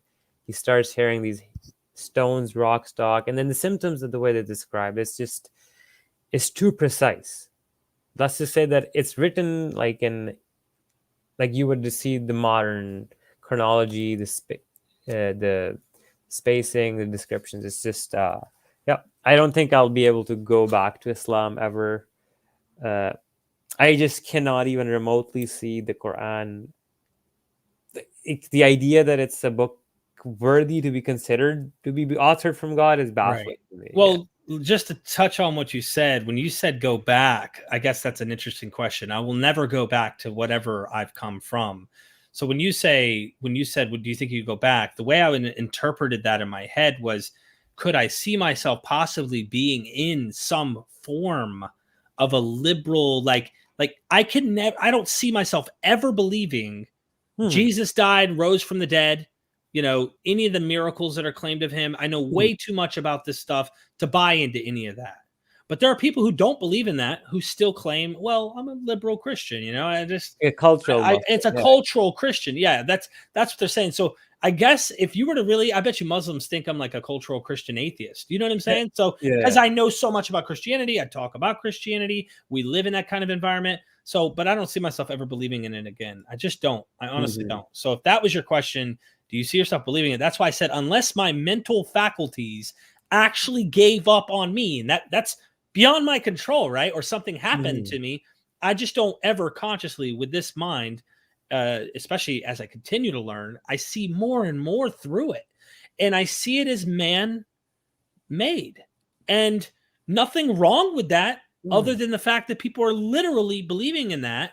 And there's a lot of problems that we see coming from the people who believe in these things that are extreme. And it's like, whoa, no, dude, slow down. You can't even prove that. Like, why are you believing in that? And there's a lot of harm that comes from these outdated ideas. Constellation Pegasus, religion is something I'll never return to. It fails historical and textual criticism. Kind of sad about that, but I like the truth about things. I think the history of religion and the anthropological lens when applied to religion gives us a very unique perspective on humanity. And in the past, we needed religions to bond society on common grounds and common goals. And back then, our general population's knowledge was so limited in regards to how reality worked. I mean, where our ancestors' universe ended, our universe begins now. Like, their universe ended at the top as far as I can see in the sky, and that's where like, we have gone to the moon, to Mars. They worship the moon, they worship Mars. We've stood on those things, right? Telling it to them, right? So, it gives us an insight as to how people thought. Tribalism, groupthink, it's part of humanity. Religions did serve that purpose. And fundamentally, even if you reduce it further, it's shared ideals. Shared ideals are necessary for a group to cohere so they can focus on things that are necessary instead of infighting. Now, what's problem that has happened is we are unable to let go of our old ideals in terms of our social cohesion models and replace them with better suited ones. And that's also human nature. It's very hard to change your mind. So we're at a point in that if you were to port out all of these religious ideas on merit and posit them independently outside of the religious context, all of them would be almost unanimously rejected by people. Like, if you try to say right now, hey, do people want to bring back slavery? Or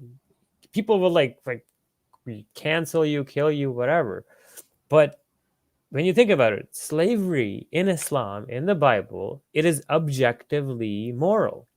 There's no second opinion about this.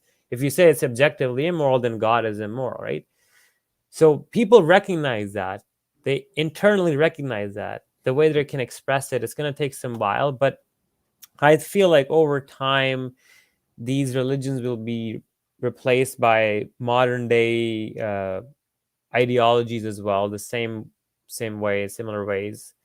But like I said, that's just the way how humanity is, and we have to like just keep evolving, right? I totally agree with you. I just wrote this. Thank you, Constellation Pegasus and Mitch, for the support. He said additional space heater funds. Yeah, it's kind of cold in the garage. I will say, someone actually recently was coming at me because I made this point that I'm biased, right? It's like, yeah, I lean that way. And he's like, you new atheist. And he's an atheist doing this, right? And he's like, you new atheist, you this, that, you chop at religion, and it's part of our evolutionary, byproduct, and that we were hardwired to believe in things like this. Now, I think what he means, given the benefit of the doubt, is that there's a natural inclination with our hardware that we have to assume agency in things and think that there's gods or something above us. That's all natural. That comes as an evolutionary byproduct of us as humans. And like you said, the social cohesion, these tribalistic unifying things we call religion, have worked, and they were necessary in the process we were in. Are they still necessary? Well, some people might think so. I definitely, if someone said, would you get rid of religion tomorrow? Like, boom, overnight. I think it's something like evolution, where we need to find a way to gradually get people educated so that they can psychologically handle the process, because it took me a while to deconvert. It took me a while. So what people don't realize is all your beliefs that you have, the thoughts you think, have physical corresponding neurons in your brain that literally make new connections, shift space, move around. And if it took you 20 years to build those connections, what makes people think that it'll be undone in one day? No. Yeah. Just to make those anatomical connections, it takes a while to undo them. But no, and the thing you mentioned, our brains are hardwired. Now, interestingly, yes, they kind of in a technical way they are. Theory of mind. So theory of mind is a concept where humans have the ability to project a mental state besides themselves onto something else or someone else. So our ability to think, for example, I can imagine that Derek is sitting there, he's thinking, he can view me, whatever, right? And this is tied to the development of our language. And that is because the language center is right over top of our temporal lobes, right?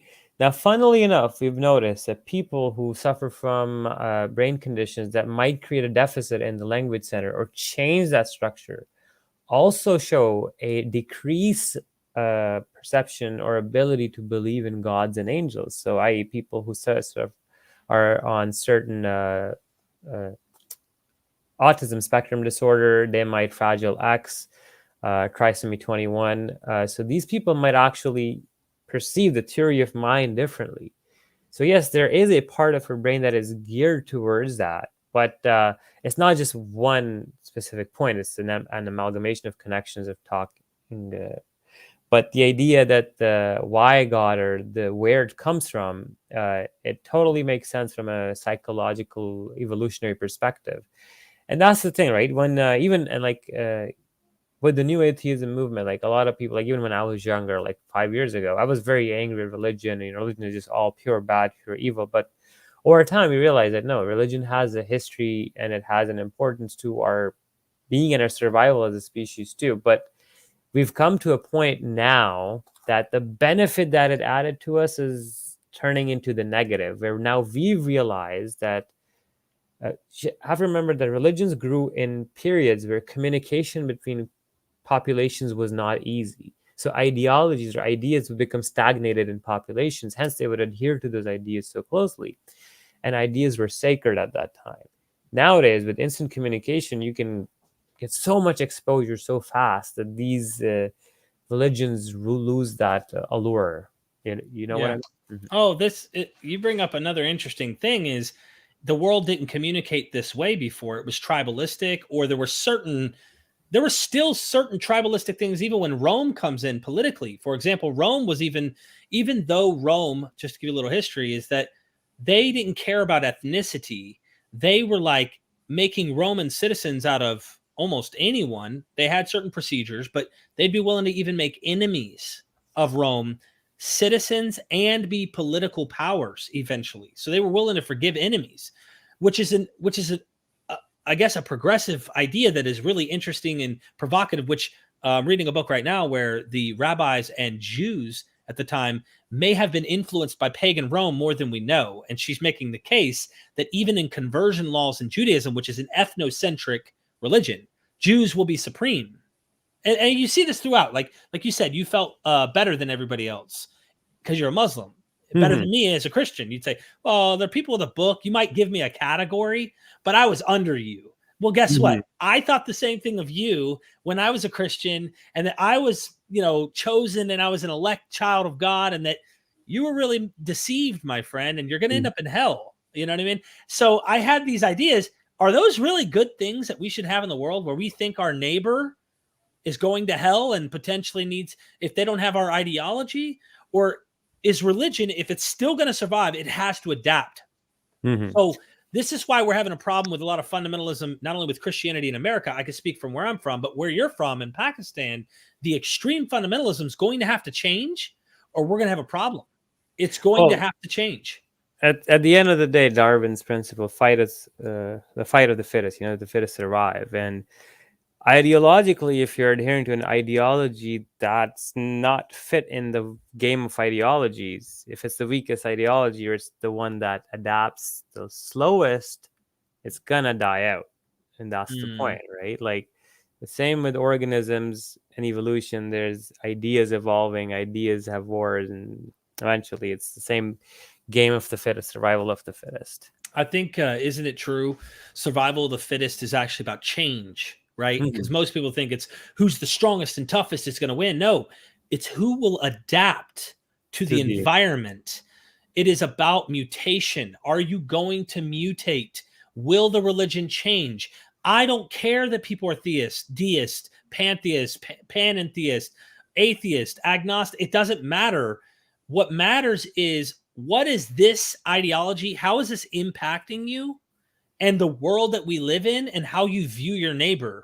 If I don't have your theistic ideology and we chant the same words, which, by the way, your understanding in your mind of that God is probably radically different. If we could set them on a projector and see the idea that you have of Allah and the next person's idea of Allah, or of Jesus and the next person's of Jesus, you probably have there's probably very different understandings of that, but yet your version's going to heaven, everyone else's is going to hell, or they're not getting it, or whatever it is. So I want to see that superstitious aspect of it to be defanged, and you want to live in the cohesive traditions of your people, and you believe in these things. It's the people who take it literally, like me, who are really radicals. And they're doing what they think their prophet was doing, or they're trying to, at least. If you have Muhammad beheading people, well, then it should be okay under the right circumstances for us to behead people. And you have people on the internet right now that are saying this, and like totally openly cool with it. And they'll use things like the death penalty in America as some analogy. Well, you guys put, stone cold cannabis killing pedophile molesters to death, don't you? Then we should be able to behead a guy who said he hated Allah in our country. It's like, we see that happen. At least there's the recent death. That's actually a very, very good point. And I feel like a lot of people, they notice it, but they can't put their words on it. And I would describe it as, what is the purpose of religious morality? Versus what is the purpose of secular morality? What's the goal here, right? Secular morality would be, okay, we need to improve the societal and individualistic well-being of humanity, right? Whereas the religious goal is not the well-being of humans at all times. It's actually not inviting the wrath of a certain God. And that's the problem, where religious people forget that why religions came into play was at that specific time to provide you a sense of framework of morality function. But then these people forget that adaptability aspect of it, and they Hmm. get stuck in that time frame, right? Of morality getting stuck there. So, like, what's the purpose of morality? And that's the question that gets lost on a lot of people. Where I'm just doing this because I want to please God, and so I can go to heaven. The question would be, how does this make my life and everybody's life around me better? All right. When you said completely opposite goals, because one aspires for a life after you die versus one that wants to make the life you have now better, it's kind of a contradictory premise, right? So that's why a lot of times you'll see these ideas like that. Yeah, just crazy thinking that goes on, and Mhm. I guess it's the people who came out of it that are the most vocal, that are willing to do this and say it, and everyone else looks at us and goes, "You're crazy. You're crazy." Like, I had one person say that I was schizophrenic in one of my chats on the internet. Never been diagnosed. I've been to doctors before in the past, counselors and stuff. Never schizophrenic. I've always thought maybe I have anger issues from time to time, but like I think that, and then my wife's like, no, like not at all. But that'd be the best. Like, I'm literally giving you what I say to like spoke to counselors in the past when I was going through addiction issues and things. And yeah, long story short, they're titling me this, and I'm thinking to myself, when you were like, they're saying they're Christian, just to use your analogy here, you say I'm crazy, and I'm simply pointing out like the radical ideas that your own leaders, Paul, the Apostle Paul, is saying, or Jesus is saying.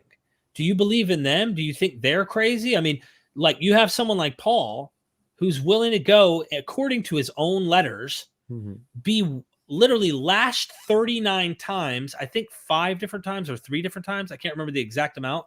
He's like begging for a beating, and he's boasting about it. He's so happy.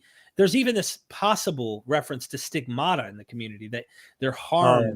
harmed for Jesus, and like they're like asking for a hurting.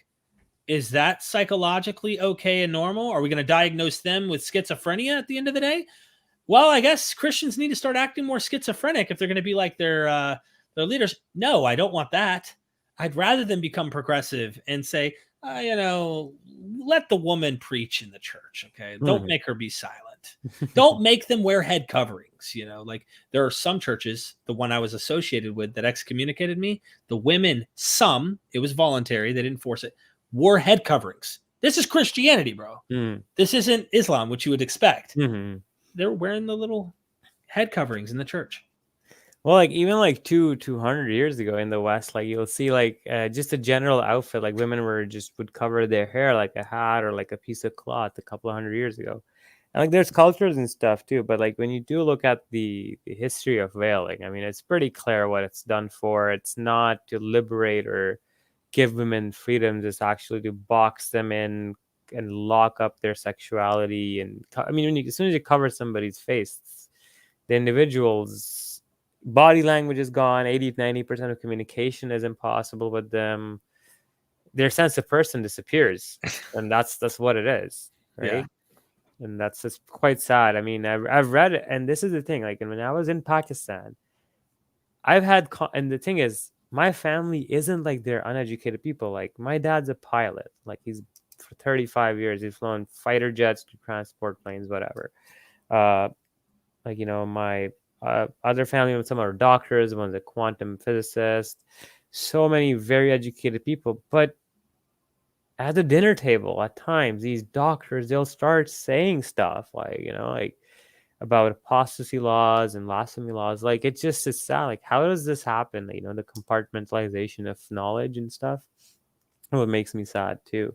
Like, really smart people end up believing in some really bizarre ideas, and that's what strikes me. Yeah. Yeah. I mean, yeah, you and me both. I would say you're no dummy. I was no dummy, Mhm. but I fell for this. I don't know what. It couldn't have been intellect. It couldn't have been just an intelligence. There's a subjective experience and the social setting we're in. A lot of things played a factor, I'm sure. For me, my father being an alcoholic, and there was a bunch of strife my whole life growing up with my mom and dad, Mhm. and I seriously think that there's a huge role that played in there on a heavenly father that was perfect, that loved me, and that would never let me down. And I think there was a psychological, even an evolutionary, hardwiring for wanting that parent figure, personal relationship. So when my dad would go in a blackout binge and we had to leave the house because he wouldn't leave, he was blacked out drunk, my mom would pick us up and we'd have to go to one of her girlfriend's house and live there for weeks, sometimes months, till he'd come out of his binge and we'd come back. Like, this really caused a lot of psychological issues. So I deeply put into Jesus and Christianity, and went so deep that it was my everything. It became who I was. And that identity shift took a long time to come out of. Exactly. I kind of feel like in my teenage years too, like you're looking for, like attaching yourself to a group, you're growing, you want some identity, something to be.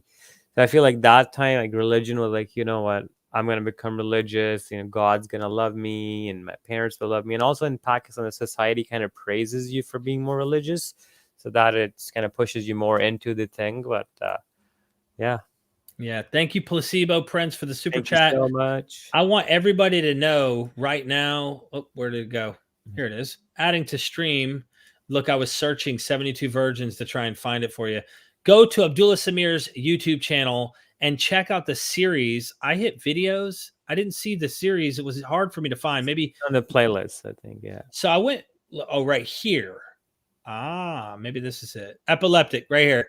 The Epileptic Prophet. So it's going to automatically play. But for those who don't know, this is the series you want to go watch in depth. You go through the sources, the science. There's just so much stuff you get into. And make sure you go subscribe there. I'll post a link here right now. Make it real simple for everybody in the chat. And everybody later on, maybe they could see the chat, I think. Make sure you go subscribe. Check that out. Real quick, before I exit this to make a quick plug on our way out, what kind of responses have you had from this series? Like, have you had some really bad and good, or? So far, like a lot of the people, they're very happy about it. Even a lot of Muslims actually have said that they enjoyed the series a lot, given that the content was just so deep and unique. And I mean, I try to do my best where I showed, like, the Shia, the Sunni, the secular, all sorts of different scholars to give people the fullest picture. I haven't had any big objections to it so far. Nobody's responded to it in that way. But in the sense of the reception, people has been very, very good. I would highly recommend to check it out. Again, it's something that you have to watch it. And I feel like if you see it once, it's something so different that you will never be able to look back at Muhammad the same way again. And yeah, it hits such a unique spot. But yeah, do check it out. Again, like I said, it's 50 videos. You got Dr. Dede Korkut, Dr. Abbas. In part 2, we even had Dr. Ali Rizvi, who's a Pakistani Canadian pathologist, and he came on interview on video for about an hour or so on the show talking about this.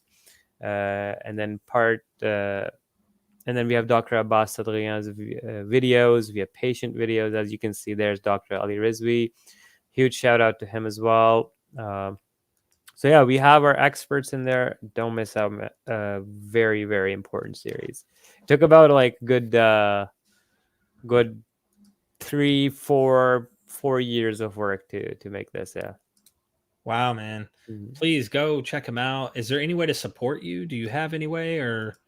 No, I just watch the series and just spread it far and wide. The one thing I do, and I've started from the beginning. I mean, I still don't have my own channel, and one of the reasons is like I don't want to get monetary gain from this, because the reason what I'm doing this is strictly doing this for benefit of the people, and that's why I also try to be more educational in that way, that I try to do series with presentations and stuff to teach people. And I don't want to get into too much, like, that back and forth refutation style. That's just not my style. You don't learn. I want to say something. People want me to go to EF Dawa or something they called it. Is it Dawa? Something like that. They want me to go on this show, and like, I don't understand what do they want? They want to fight or something? I don't care about coming over to your channel to to somehow embarrass myself or get into an argument. That's not who I am. And there's fans of mine, I'm sure, that wish, oh, I wish you did it. Wish you came at him. And it's like, listen, if you just let me not have to worry about going to bed at night thinking about this asshole who wanted to treat me like a douche and he doesn't know me. And in real life, we might actually be cool if we weren't talking about religion. Honestly, like, I mean, that's the truth, right? If we were, if he wasn't defending Islam and I wasn't sitting here talking about how these things are man-made, we might bump into each other at a coffee store and say, hey man, how many kids you got? That's awesome, man. My biggest son he just made a 3 from, whatever. Like, you just never know. And this stuff I would rather just educate myself, stay in my lane, keep having academics, occasional debates, as long as I know they're respectable, those type of things, because it becomes a measuring contest. Oh yeah. And it's ego. And it's not about, it's about winning and not about just, let's see what the facts say. Let's see where they go. And I'm not interested in apologetics. I'm just not, unless I'm dismantling them. But I don't care to engage with people is my point. I don't care to, let me debate William Lane Craig, a professional debater. It's not about what he says. No, yeah. How he says it. This guy would make me look silly in a real debate because he would formulate things so sophisticated. Everything that begins to have a cause, it's like. Well, here's the thing. Most of the debates we see these days are more like theatrics and dramas. If you really want to learn about a subject, go open like a scientific peer-reviewed journal where, they actually go back and forth in the discussion section and stuff. Like adults, like they're not like, making mini clips out of your videos and then, making sound bites is what I call them. And then manipulating them to actually say something they don't. Or their point. I've seen some, bro. I swear, I wonder the IQ level of some of this. I'm not even kidding. And I'm not even trying to be like, I am kind of being derogatory here. I'm purposely thinking some of these people are idiots. Like, I've watched and went, and people are thousands of likes and they're like in the chat. You got him, dude. What did you watch the original? Like, it doesn't even say what you said. It says. It's wild. That's one thing I learned over the past few years on YouTube and stuff. It's just that the further you stay away from drama, the more, I feel, at least for myself, the further I am from drama and these back and forths, the more productive I can be. And I've just, the whole Epileptic Prophet series is putting those 400, 500 slides together. It happened in the time when I was suspended from Twitter, it's kind of gave me a break. I could focus on the thing and you get it all set up and done. But no, I've noticed that too. Is it possible, while I have 293 people watching or whatever amount of people, is it possible that we could have you come back and do a series with us? And I'm not talking about one on the level. I want that to be like nobody did what you and Samir did, right? I don't want to step on his feet, and I love him. That's my brother. But maybe like a good drive-by of this Epileptic Prophet thing. Yeah. You know what I mean? Like a mini recap series instead of like and point to the deep one on Samir so people can go over and help my friend. You know what I mean? Yeah. I definitely have a plan for this. I was thinking of doing like a mini series as well, like formally, properly edited, narrated videos and stuff. Because I feel like 20 hours of content is still a little bit too much for a lot of people to watch. But nonetheless, it's like I said, it's a niche topic. If you are interested in it, you'll probably end up watching all of it. Yeah.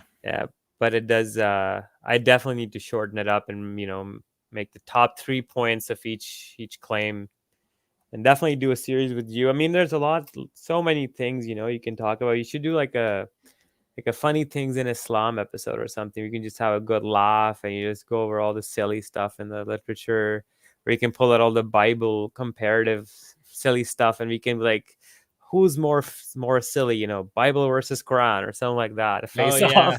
That would be fun. Yeah, that'd be fun.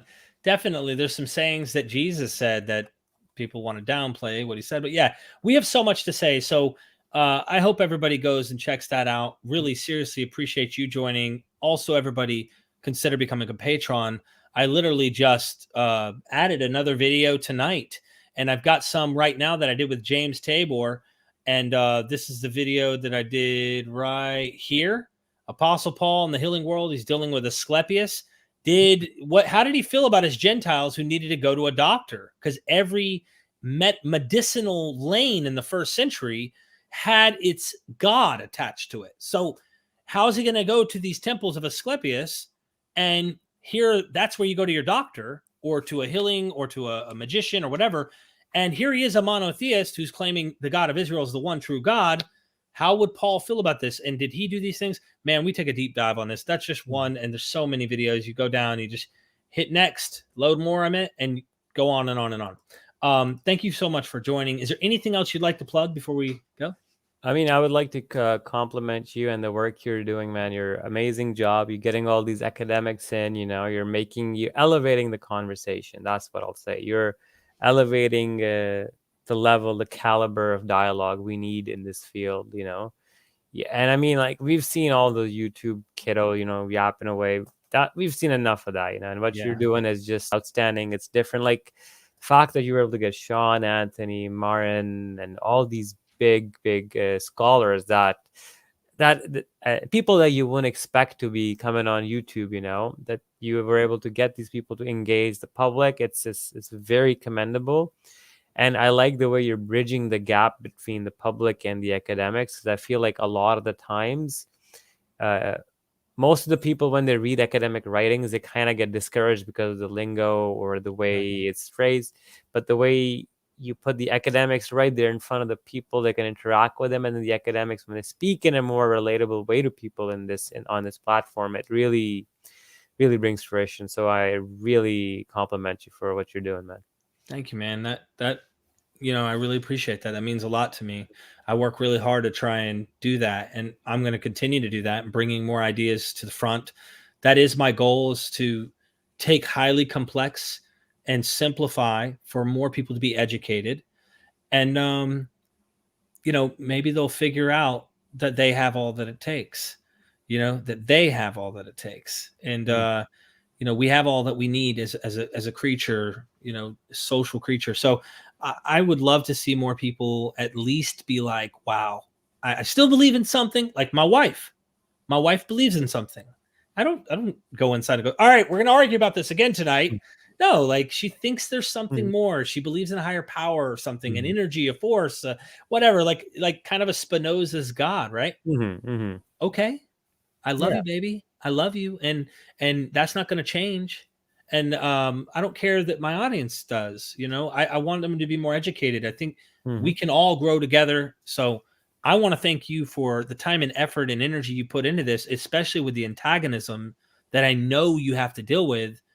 It's not like Christianity, it's worse. And I noticed that since I've been in this field, the kind of things you deal with. There are some trolls, Darth Dawkins and different kinds of people like that in the Christian world that are just these fundamentalist wackos out there. And but you have it on a whole different level, and I'd love to see those people wake up. It'd be cool to see a transformation happen for someone like them, But no, just the one last word is like the ex-Muslims are growing in number. And I mean, if you look at any poll from any of the Muslim countries in the Middle East, Pakistan, it's just one trend, and it's religiosity is increasing at a skyrocket pace right now. And I hope this continues, and hopefully, like we are saying, that there's going to be a tsunami of disbelief coming out through the Middle East. So till that day, I mean, I saw Saudi Arabia jam into Pitbull, which was quite a shocker. Like wow, concerts, and all sorts of Riyadh. I was seeing these concerts happening, and this would be unimaginable 10 years ago. So, to a better world, to progress, and to science. And that's it for me for tonight. It was amazing being on here, and I hope I'll be back again. Next time, I'll prepare some interesting slides for you guys, so we'll have a very, very juicy conversation. And nobody calling, but we'll see if we can get some callers on next time. I didn't press on that issue, but I left it open, and I don't know if people were just like, nah, I'm not interested. This guy knows too much. I don't know. I mean, I don't know the answer to that, but I maybe we'll do it again and have some callers that are Muslims call you, because you're sincere and you want to try and help. So thank you. And to those out there who are lost, you know what I always do at the end? Just say these 3 words, these magical incantations. We are Myth Vision. Don't any of you have the guts to play for blood? I'm your huckleberry. That's just my game.